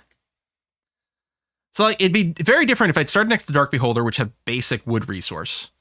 And actually, the other thing is I haven't seen a brown basic resource in my first 2 opening hands, which is crazy. And neither one of my neighbors did it. This is bonkers. I have no idea how I'm going to play this game. The flip side of Pyramid, so this is the B side of Pyramid, which has 4 steps. The A side of Pyramids just has 3 steps. So each wonder has an A and a B side. The A side, they're supposed to be balanced with each other. The A side tends to be simpler. The B side tends to be slightly more complicated, but possibly with a higher payoff. So with Giza, both sides are pretty basic. The Giza step, so every time you complete a wonder stage, stuff happens. With Giza, it's just you get a bunch of victory points. With Ephesus over here, you get victory points, money, victory points. That's the A side. The B side of Ephesus is slightly less victory points, but money on every single step. Well, now I might as well take the West Trading Post. We've got a couple of resources I could get from Clone. The Stone Pit would be nice for the second phase of my wonder, if I'm going to ever wonder. But yeah, let's get the West Trading Post. We'll need some raw cash at some point to actually make use of this. Oh, look at us all have trading stuff over here. I could build the East End Trading Post to buy stuff from Asmodan cheaper, but he's not having brown resources, and I already have the prereq for the next thing. Although, what am I going to do? Take one of these gray cards? I mean, yeah, I guess I'm going to take one of these gray cards. I mean, I could take the East Trading Post in case Asmodan ever gets to the point of having brown resources. What a weird-ass game! And all the brown resources are taken down there. I've never played such a bizarre game. I'm going to double up on one of these symbols, because it will help, but I don't know what. I guess I'll take one of the ones from Clone, just so that there's only one thing I can buy there, and maybe it'll help spread the money. Tell you what, I'll take the Glassworks. because between me and Clone, we'll have both the glassworks, which will deny it from everyone else on the other side of the board, which is kind of funny. Although Silas does have their own.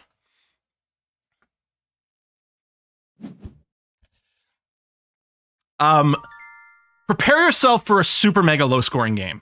Although I did get past some science cards, which is nice. I can play the workshop for free. I mean, I could play the scriptorium for only $1, but free is free. The tavern's tempting for the cash because I'm clearly gonna need to buy some stuff from my neighbors. Oh, there's enough wood now. If I had a tiny bit more cash, I could actually build my first wonder phase.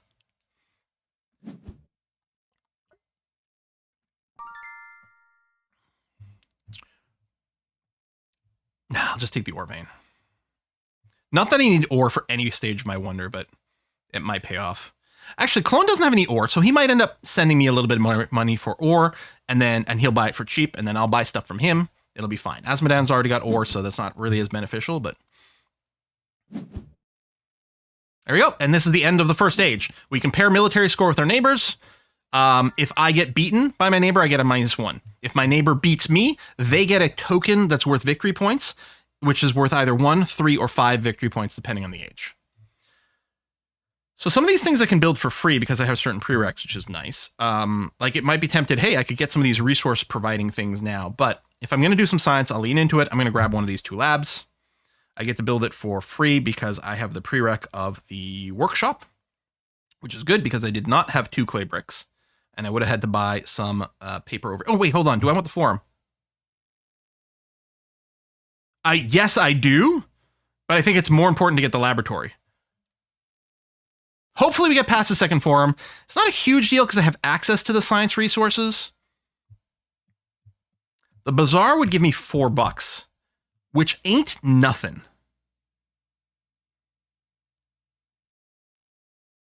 It also gives me another commerce card, which might turn important later on.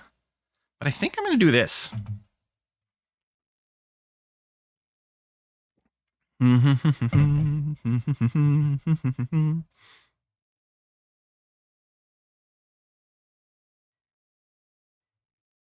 There is also alt champion for each faction. Sorry, I just saw that message from Zargo from a few minutes ago.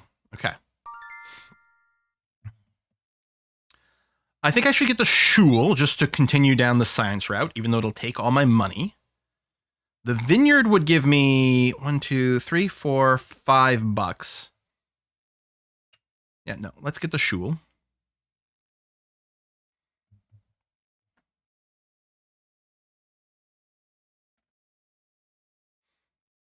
That will complete a set. I mean, there's some victory points are being added there. And the nice thing about the green cards is they do read prereqs. Well, I guess I could always toss a card for $3. So you can play the card for what it is. You can tuck the card under a wonder stage to build up your wonder, or you can always toss it in the middle for $3. But I guess I may as well do this, even though it's overkill for now, but you know, sure. Ain't no kill like overkill. And I can't build another stable because I already have one. But I have horsies, and I can shoot arrows from the back of my horsies. What a weird... This is not the way I like to play Seven Wonders. It might work out. It's Dark Beholder's first game on here. Dark Beholder may have played in real life. Well, unfortunately, I can't build the library because I don't have the resources. I can't build the school because I already have one. Makes me sad that I can't do the library, but I guess I'll take the forum. I could go and build a wonder stage, but I think this will help. Ooh, build a military buildup by Asmodan there. Well, I guess I already have a glassworks. Oh, I wonder, since I have the forum, and I can buy cheap glass from my neighbors, do I just wonder stage here? If I get some more money, I will even be able to build my second stage from Asmodan.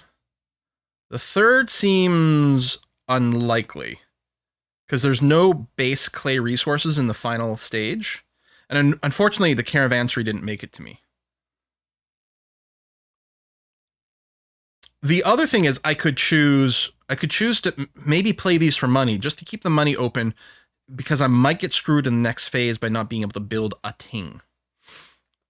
There's really not a lot of trade coming my way because I don't have a lot of resources. Well, I guess one argument to building Loom is I might get paid.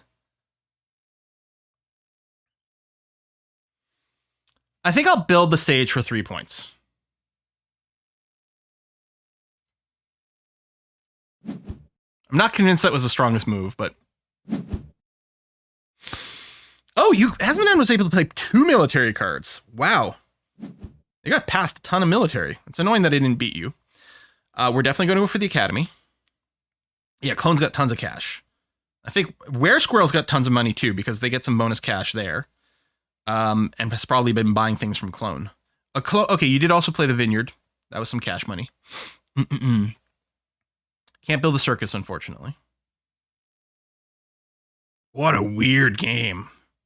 Especially playing as Giza, like what I would have wanted as a bunch of the basic brown resources to help me build my Wonder Stage and just, just be happy that way. But no.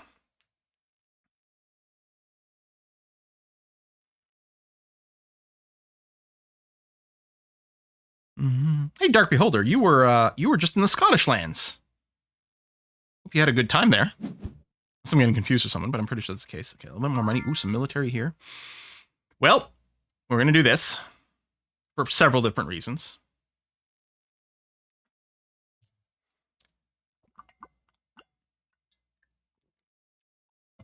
Yes, guilds are worth a ton of points at this stage. Yes, for sure.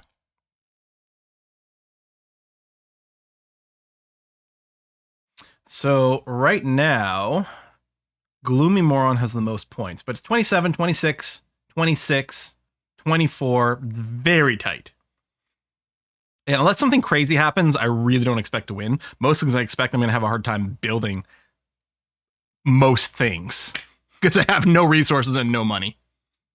Oh, Dark Beholder, yeah, you own the game in real life. You played a few times, yeah. This is actually fine. It'll give me $6 now. Only worth a couple of victory points, so the $6 might be really useful. And the only thing I could do with any of these other cards is ditch them for $3, so I may as well play this one for 6 and 2 victory points.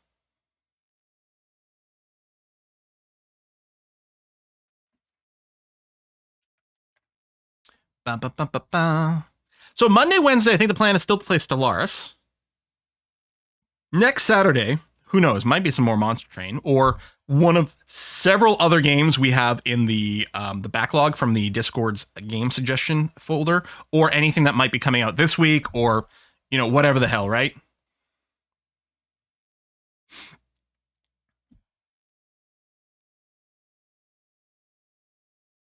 Where Squirrel? Tough decision to make. So we have some money now, which might open up a few different builds. Well, we're definitely going to take one of these observatories. Is this going to... Okay, So the victory points for science cards is, first of all, you get 7 points for every set. So we have a single set here of 3. And in addition to that, you get points for how many of each copy of a symbol you have, which you can see it's n times n. So this is worth 1 point. This is worth 4 points because it's 2 times 2. This is worth 9 points because it's 3 times 3. But if I get the observatory, it'll go from 9 to 16. Right? So that is a 7-point play with the observatory, which is amazing. I'm still going to have a pathetically terrible score at the end of this.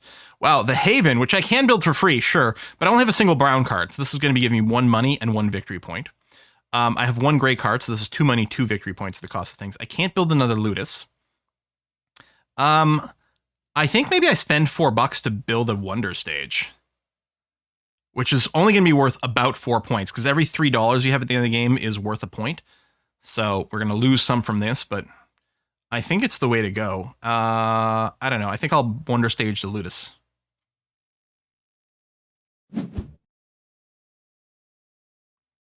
I'm going to get beaten by both. Oh, no, I'm not. Well, maybe. I don't know what Clone just got. But it looks like I have to build this. I hate the military zero-sum game fail bullshit stuff, but I guess it's the thing to do here. Because that'll put me to 7.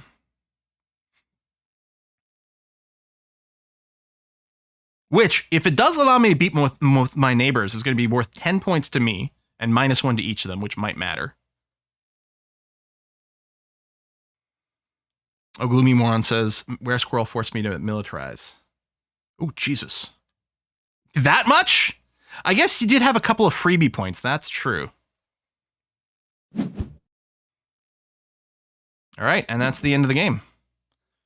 So I will get the military victory points. That's going to be huge, but definitely not in first place. Oh, yeah, wow. Yeah, definitely not. Down in fifth. Bottom half. Although there was a lot of close scores, right? 49, 51, 51. Money in hand is a tiebreaker. So Asmodan ended the game with more cash. Ooh, I'm going to thumbs you up and thumbs you up. And then Dark Beholder did take the win. All right, I'm going to play again. Easy, quick, awesome. Invitation link. I'm just going to post it in the YouTube and Twitch chats directly. We'll fill up. Yeah, random board side. You can have it to choose, but just in the interest of making things faster, we'll leave it on the random. One less choice for people to make. I love this game so much. I think that first game... How long does the first game take us? Less than 10 minutes. Unless we started before 3. Maybe we started slightly before 3. That's possible. Seven Wonders is the game you play while waiting for the other members of the board game club to arrive. That's a great way to describe it, yeah. And sometimes you just don't want to do a big game that's going to last all night. You want to play many different games. Okay, so this time I got the Colossus of Rhodes, which the wonder stages for this one is some victory points at the end, and in the middle we get some military score here. I did start with ore, which is going to be good for the final stage. One of my neighbors has wood, which would help with the first one. None of my neighbors or myself have any clay. I could grab the clay pool. I'm very tempted to take this West Trading Post to be able to buy stuff cheaper from Asmodan, who's my neighbor again. And we've got Melvillin on the other side.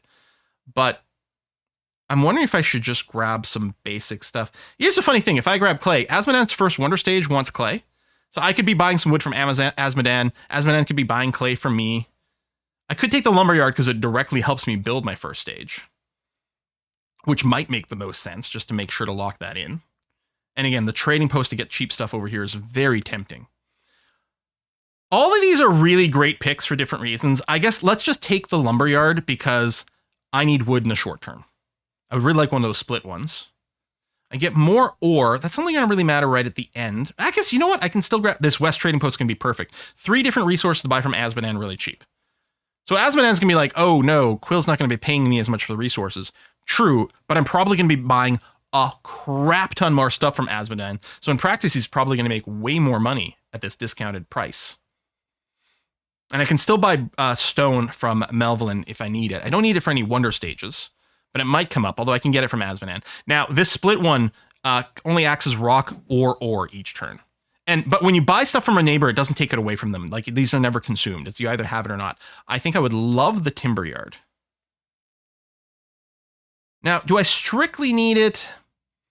And the stone brick, it's going to open up a lot of construction for us. But there is something to be said about the gray resources, which none of us over here have. I could start to open some of this up for some sciencey clay and things. But no, I think I'm going to want the split resources. I think we're just going to appreciate it so much more. It does give me enough wood that I could build this. It cost me $1 to build the split one, which is the same price I would do to buy the wood over here. And then I can just get it sort of for free. Although, you know, it's an opportunity cost. I'm playing this instead of something else. Not considering the stockade. I'm not considering the tavern. Just considering the option of we could grab a gray resource because it could be interesting. These are also interesting, but I think I'm just going to go, blue. Abidi, abidai. But I don't remember how that goes.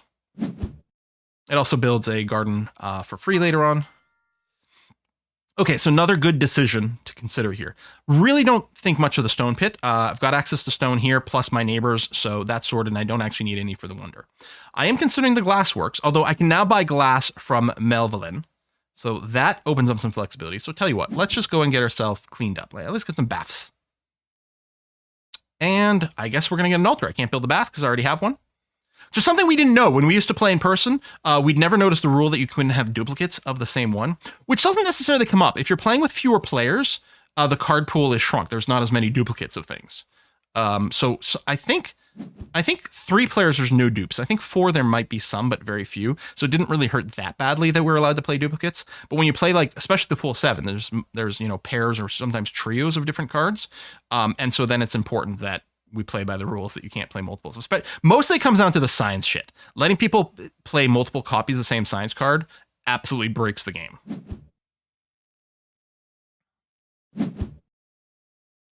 Now, we might be more incentivized to pursue some military because, of course, we get some military over here. Although there's not enough bricks. If I can pick up the double brick card, then we'll be in good place. I could pick up the dispensary because science is always good, but I haven't started that. Then I can get glass over here, so the glassworks is less exciting. We could pick up the foundry in case I want to finish my wonders completely. If I pick up the foundry, then yeah, I'll have 3 ore and I can buy one for my neighbor. So I'll have the 4 covered. What I really need is me or either one of my neighbors really to get the double brick card. And then I know that I can pursue my wonder. So maybe I'll do this. Because the other idea is grabbing the statue for the 4 victory points.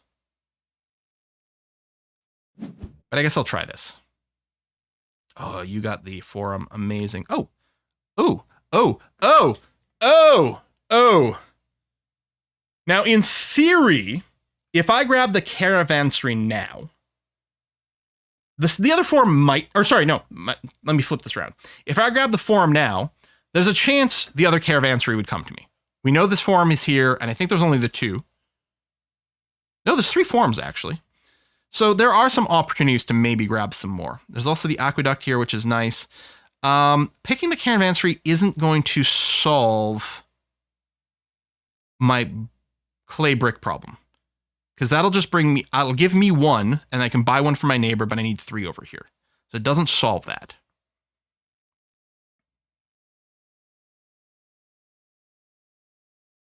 So I think I'm going to take the forum.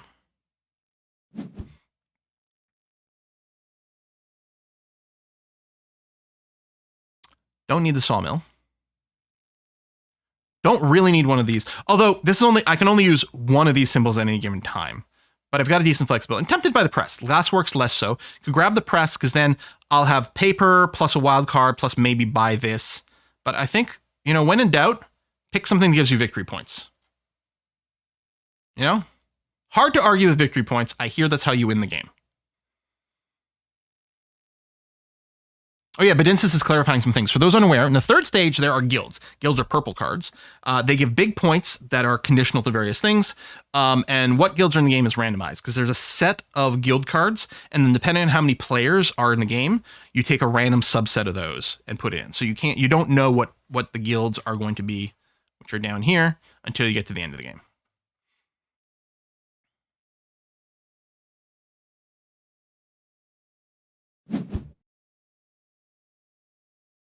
I really wonder if I should have taken the paper there. Okay, well, that's interesting. I still don't need the sawmill. There's still something to be said about them, but I'm going to grab this now. It's sort of overkilling me on some resources. Actually, it's really... Hold on. I wish I could unselect it. It's actually not going to solve this. And there's no basic resource in the final stage. So this might not help me build this stage. And do I need any of these others?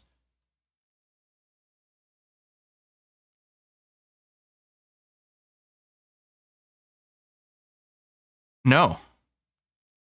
I got lots of that. I got some stone, some wood, and some I can get from neighbors. Yeah, I don't think the caravansary actually will do anything. Ah! Melvin is punk! Ooh. This one leads to a free circus, so we'll do that. No, you can't buy resources on caravansary. You can only buy the resources on brown and gray cards. Resources on yellow cards you cannot purchase, which is very important and is a rule that's easy to miss when you're learning the game. But yeah, I can't access these. No one can access this one for me. You can access the base one on a wonder card, but then the others get built as well.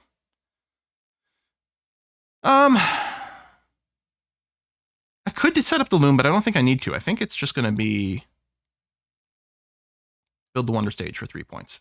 Even though I will not be able to build my second wonder stage at this point. Because, oh yeah, their double clay is there and there. Those are the only 2 double clays. Which maybe that's probably been there for a while, and if I'd noticed, then I would have kept it. I wouldn't have hesitated at all with other things, but so I still lose to Melvin, but I do beat Asmodan.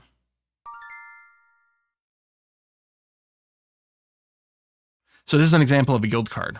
So this Ship Owners Guild gives you 1 victory point for every brown, gray, and purple card you've got, which for me, this would just be a 3-point card. Might end up more if I build some more, but yeah. The arena's not going to do much for me. I think I'm just going to go and plop down. Let's go see some clowns.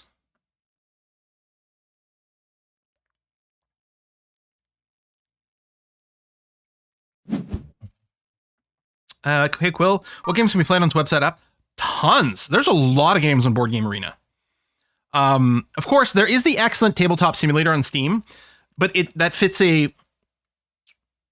a sort of an alternate purpose, an alternate niche. There's also Tabletopia website. There might be some others as well.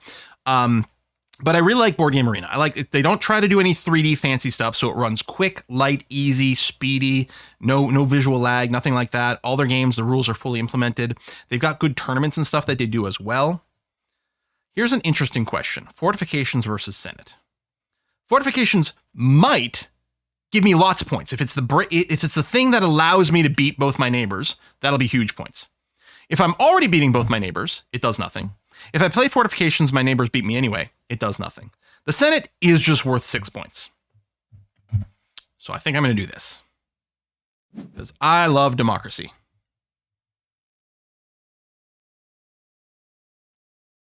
Could you do Builders Guild to get the brick? The Builders Guild doesn't give me brick. It gives me victory points based on the wonder stages that are built by myself and my 2 neighbors. And it looks like I couldn't build it anyway.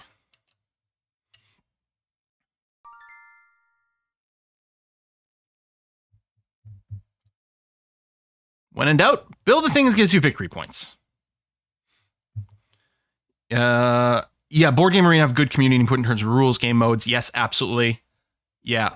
Pretty decent tutorials for a lot of the games.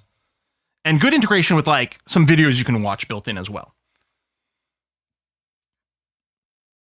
Quill loves democracy. That's a lie. I've seen you switch governments many times in the Quillocracy. Yeah, I love democracy until I start playing a game that involves dealing with people. I mean, if I can become a dictator in the game, then that's the best. Dictatorships are fine as long as I'm the dictator, right?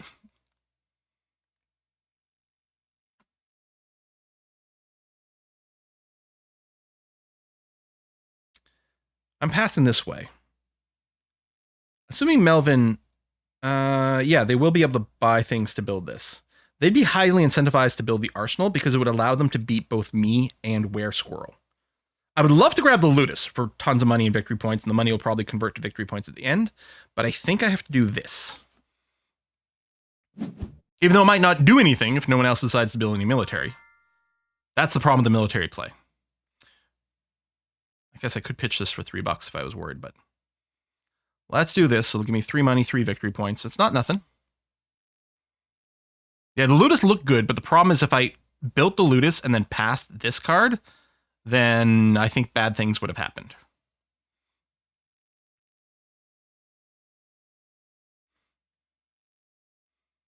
Traders Guild would have been good. Yeah, too bad I can't build it. Needs one of every weird resource, which would have been fine if I'd gotten one of the gray cards.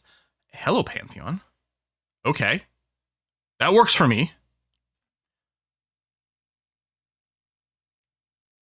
And I think I will get 10 extra points at the end from beating my 2 neighbors.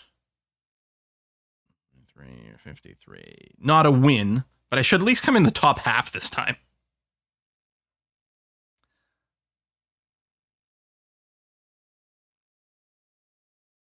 Which, top half in a 7-player game, I consider that pretty good.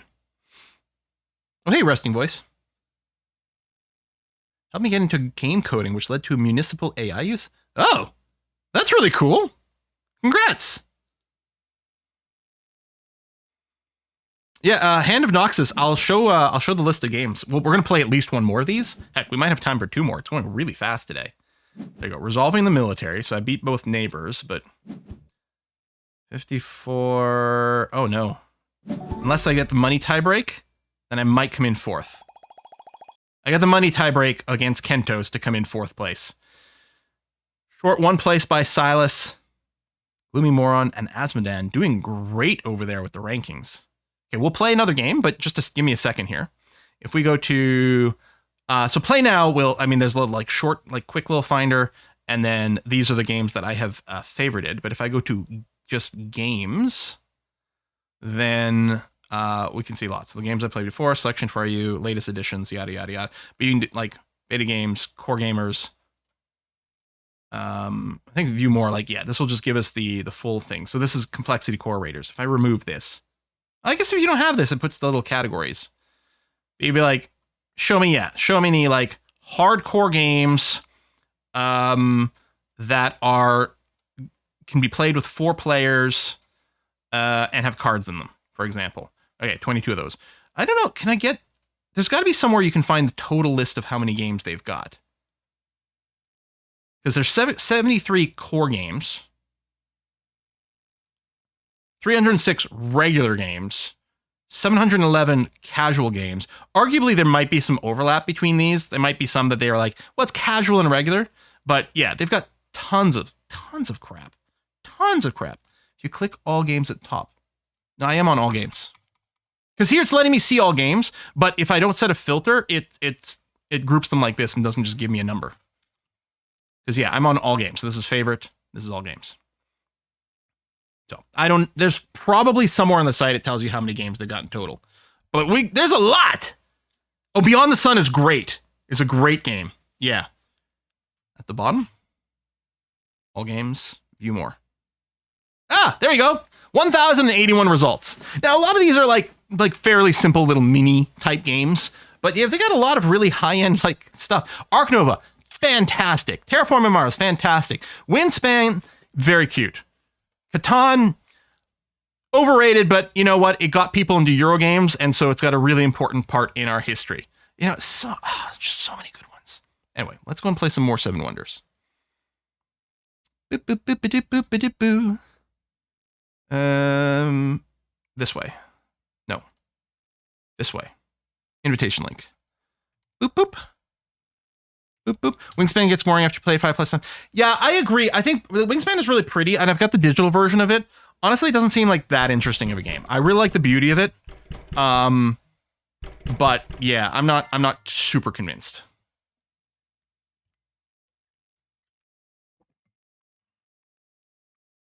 Is Monopoly there? Monopoly's not hey, we got Giza again, although we got the A side of Giza this time. Also, both my neighbors have just brown resources, although I don't need ore from Borg Boy.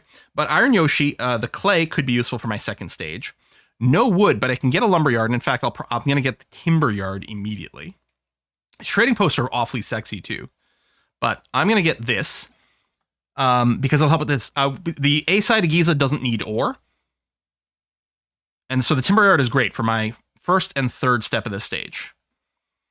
We may be looking for some silk at some point, but starting with the timber yard definitely makes sense. Oh, both my neighbors got the double resources as well, so we have tons of resource flexibility. The mine is probably worth picking up. I don't need the ore for a wonder stage, although we will need more stone. Although it gets us... I need one of my neighbors or myself to get 1 extra stone somehow, but I'll get this. It'll give us all the brown resources that we need. Technically, we don't have clay, but I can access it from my neighbors.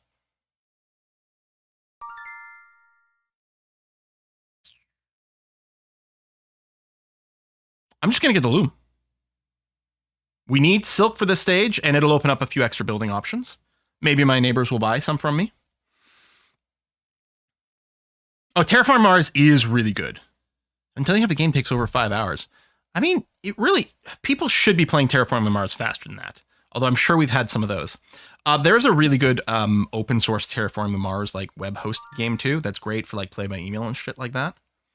Okay, this is interesting. I mean, again, I always say, like, when in doubt, you can get stuff that gives you victory points. Ain't nothing wrong with that. We could get glass, because then between me and my neighbors, we'd have all 3 of the advanced resources dealt with. I could also get the lumberyard, because then I could build this stage without buying anything from my neighbor. But we can buy from my neighbor. And who knows, we might get more lumber in the next stage or something like that. I think I'll get the glassworks. This side of the table is going to do pretty well. I mean, I guess Borg Boy could already buy glass from Clone.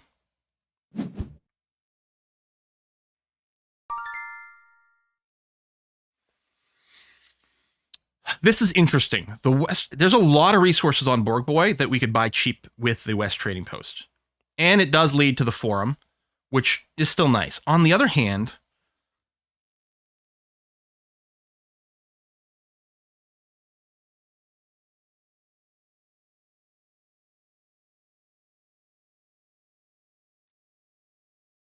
only one person grabbed any science.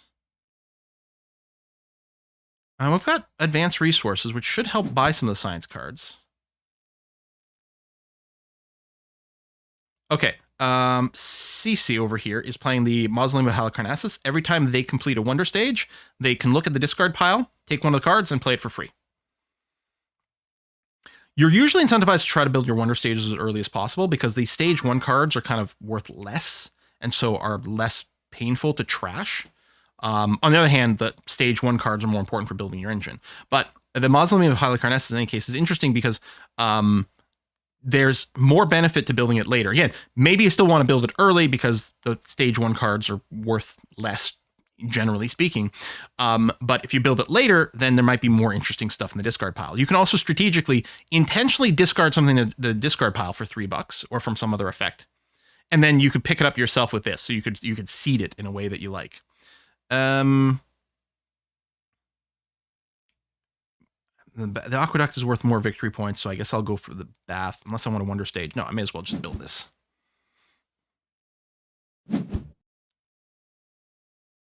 No military or pacifists over here, at least until the second stage of Borg Boy's Colossus gets built. Okay, there is enough clay between my two neighbors. We're still short a stone, although we don't have a stone being offered over here. I don't need the loom. Could just build the aqueduct, which doesn't even cost me any money. But if I grab a school, and then if I get a sprocket card, I can complete a set. That's a big if. The aqueduct is for sure worth 5 victory points.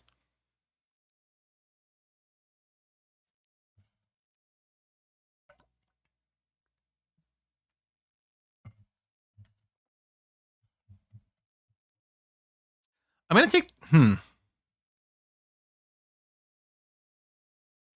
going this way. Although clay tablets are being taken, including the scriptorium. I don't know, man. If I knew for sure that I could get a lot of science, then I'd want to get science. Global John is going to want... well, no, I'm getting confused. It's Clone who would like to go heavy science. Okay, let's just go blue. It's free. It keeps me some cash, which gives me more flexibility to maybe buy some stuff down the road. Still don't really need the wood, although I suppose it wouldn't hurt. The courthouse would cost me 4, so it's less enticing. The vineyard would give me a lot of cash. 1, 2, 3, 4, 5. You know what I think? I think this might be a wonder stage moment here.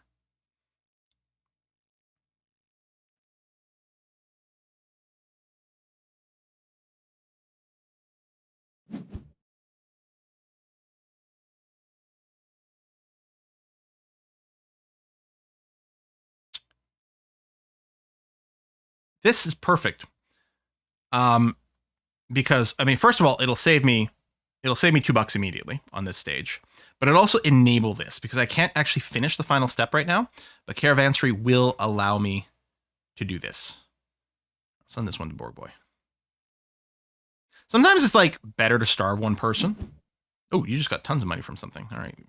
And other times it's like, well, if someone is starved, then their game is sort of screwed. And if someone's got infinite cash, well, let's send it to the person who's got infinite cash because it makes no difference to them. I can play the Bazaar for 6 money. But maybe we drop these. Tie beat.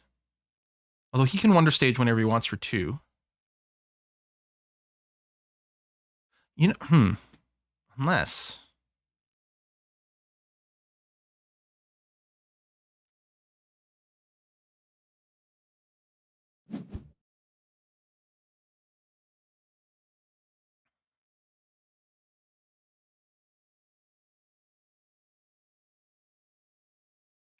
I'm going to have to hope that there's a useful card in the final pool.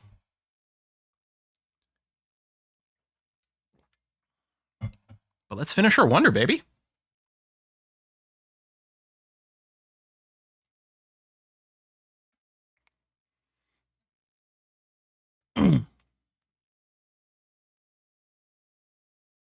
Still want to play Distilled with people. Maybe I should just arrange a non-streamed game and just record or something. It might be the best way to handle it. Oh, this works for me. Yeah. Let's build a temple. A temple to me, my awesomeness.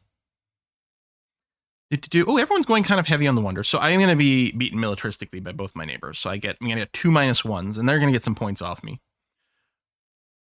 But, you know, we'll lean into the pacifist thing this time around, right? Never bought Catan. I don't own Catan. I've played it a few times because a few people... No, I don't have it. Yeah. Because a few people have had it. And it was one of the sort of Euro games that I did run into early in my teen years that opened me up to more stuff. I just get too frustrated by the robber. I rage too much. Oh, Ceci just finished another wonder stage, so they're going to take a look at the discard pile. I mean, they're guaranteed at the end of every age, everyone's discarding 1 card. Well, except for... No, we don't have the you can play 2 cards wonder in here. So, there's a bunch of age 1 cards in there, if nothing else.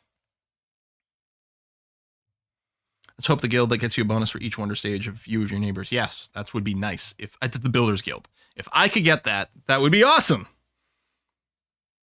Oh, how was Monster Train 2? Remember having the first one and then being disappointed by lack of further updates? Monster Train 2 seems to have like a ridiculous amount of extra content mechanics.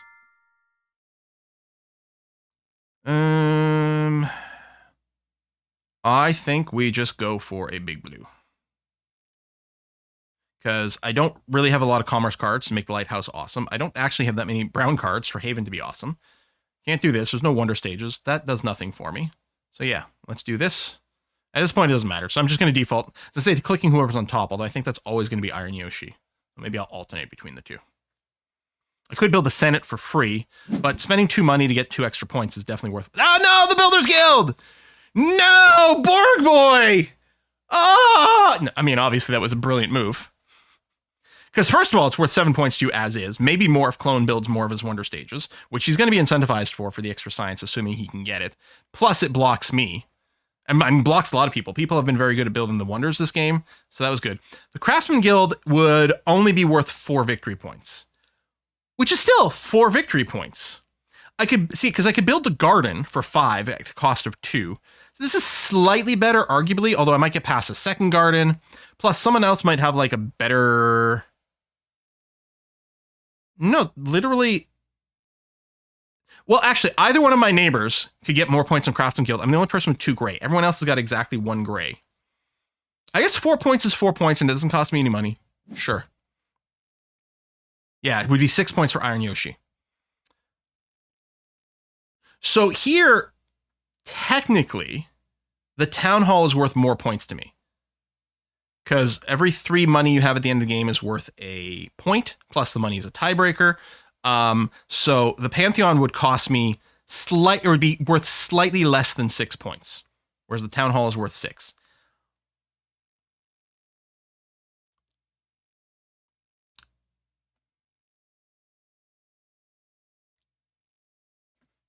Do I really want to get in this bullshit? I mean, this could be a 10-point play. Most likely it'll end up being a dead play unless I spend more on military. Which ones have gone already? The Senate.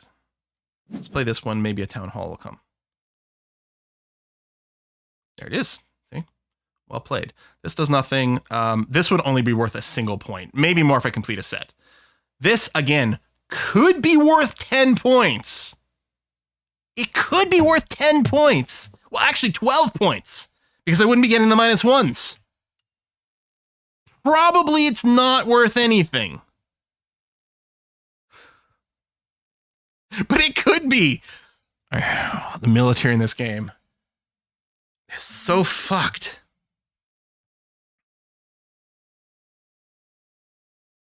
Yeah, he can hear me and you know we passed him a military card. I know. That's the one thing. The meta's a little different for me too because everyone can see my cards and know what's coming. All right, I'm going to play the Arsenal. Let's do it. Let's see how many points we can get from that.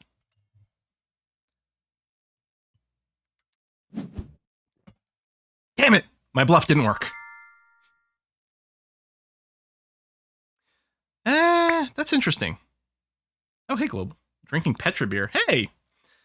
So Chamber of Commerce would be worth 4 victory points plus 4 money, except the money would break even. So it's a 4 victory point play. It's not bad.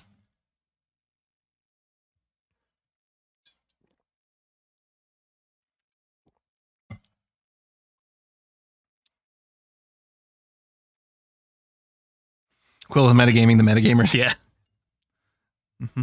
I did say 12. I said 10 and then I said, well, actually 12. Hacks. Okay, Okay, Traders Guild is 1, 2, 3, 4, 5, 6, 7, 8. That's an 8-point play.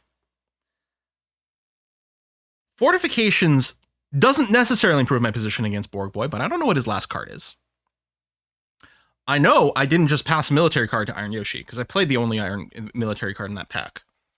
So this would enable me to beat Iron Yoshi, and might enable me to stay ahead of Borg Boy. This is a 7-point play. A worst case scenario, this is sort of 6, right? Because +5 versus and canceling the -1. So it's a safe 6 and might be worth more. But it costs money. Yeah, I know he didn't get a military card from you. I know Iron Yoshi can't get better than me. So if I play this, I definitely beat him for at least a 6. If Borg Boy plays a military card right now, he's going to come out ahead of me. But if I play Fortifications, it'll still let me beat him. So this is guaranteed a 6, might be worth 12, depending on what Borg Boy's doing. This is worth 8. So it's not, yeah, I guess that's true. It's 8 guaranteed against a potential 6. Because I beat Iron Yoshi regard, or no. This is worth 6 regardless. Yeah. This is worth 6 regardless. You might tie. No, there's no tie. On the left? No, because it was just a 3-point card. So he'll end up at 5 and I'll be at 6. So no matter what, this is worth 6 points, and it might be worth 12 if Borg Boy is planning on playing a military card. This is worth 8, which might be worth more, but this is still pretty quick. I don't know. And then there's the extra gold and different... I don't know. Fuck it. I'm going to do this because... Screw all y'all! Wow, you got 4 guilds. So this one's worth 0 points, which is interesting. Yeah, this would have given 2 less gold to a neighbor. That's true. Oh, he did play the military. Or no, that's right. He didn't play the military. No, I knew what he had. I guess the other thing I should have checked is relative score. Because if Iron Yoshi doesn't have that much score, I don't care about him getting the +5. Yeah, maybe the Traders Guild would have been better. I don't know. Although the score is overall pretty good this round. And I'm getting an extra 10 here. We might just have the win regardless. Borg Boy would still be 1 less than he built the military. Yes, Crit. But if I didn't build the military card, then I would have only had 3, and then he would have beaten me. Right? I was deciding whether to go from 3 to 6. If I had stayed at 3 and he built the military, 5 is bigger than 3, right? The thing is, if I played the 6, I knew I was going to come out ahead. That wasn't the question. The question was, if I don't play the 6, would I still be ahead?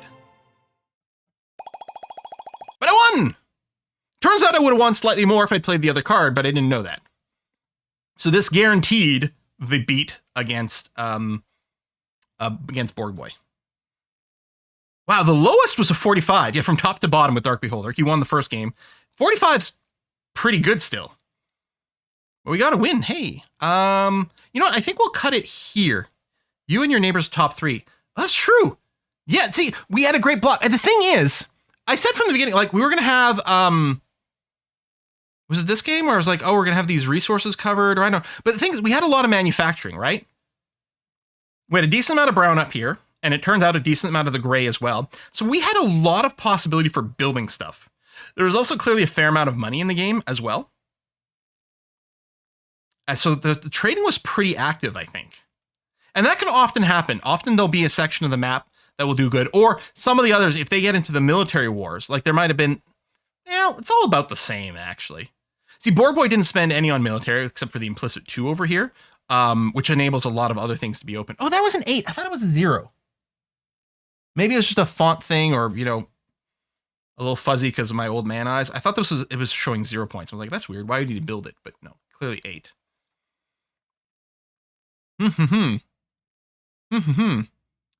The Traders Guild was never built. Oh, you're right. The purple card for the yellows. Oh no, it was in my hand, so it just got discarded. Oh, it was 0, just not calculated at this point. That's weird. Why wouldn't it instantly calculate? Maybe it takes it a beat. Maybe when I saw it, it was too soon. Because it's not like we have to wait in the end of the game to calculate this.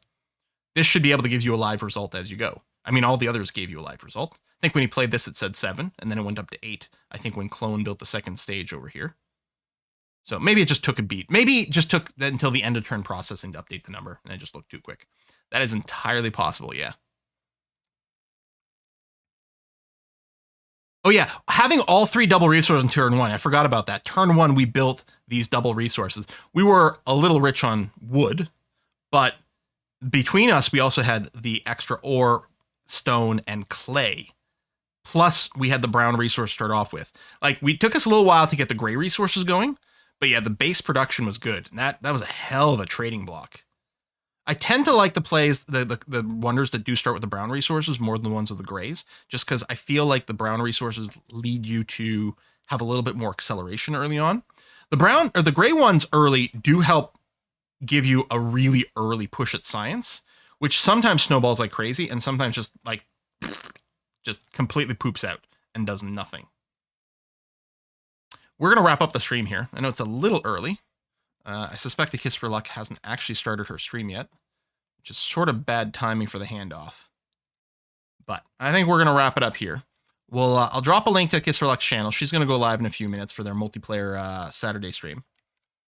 Do you think they have a joke wonder at Mannequin Pits? Really? There's probably some extended one. And then one day we'll play Distilled. Ah, man. Lovely little game about brewing booze. It is a little longer. That's the one thing. Like, the slow speed, 110 minutes. An hour and a half. Probably a little bit longer, especially your first one. So yeah, it's not really stream compatible, but man, oh man, it's a lot of fun. If you're on Board Game Geek, go play some Distilled. You'll have a hoot. All right, we're going to wrap it up. Folks, thanks a lot for coming out today. I'll see you on Monday for more Stellaris, and in 13 minutes, actually, I'll make it live now. The next episode of Liberal Crime Squad is going live, and it is entitled Bank Heist. So I think that's going to be a good one. I'll see you in a couple of days. Bye-bye.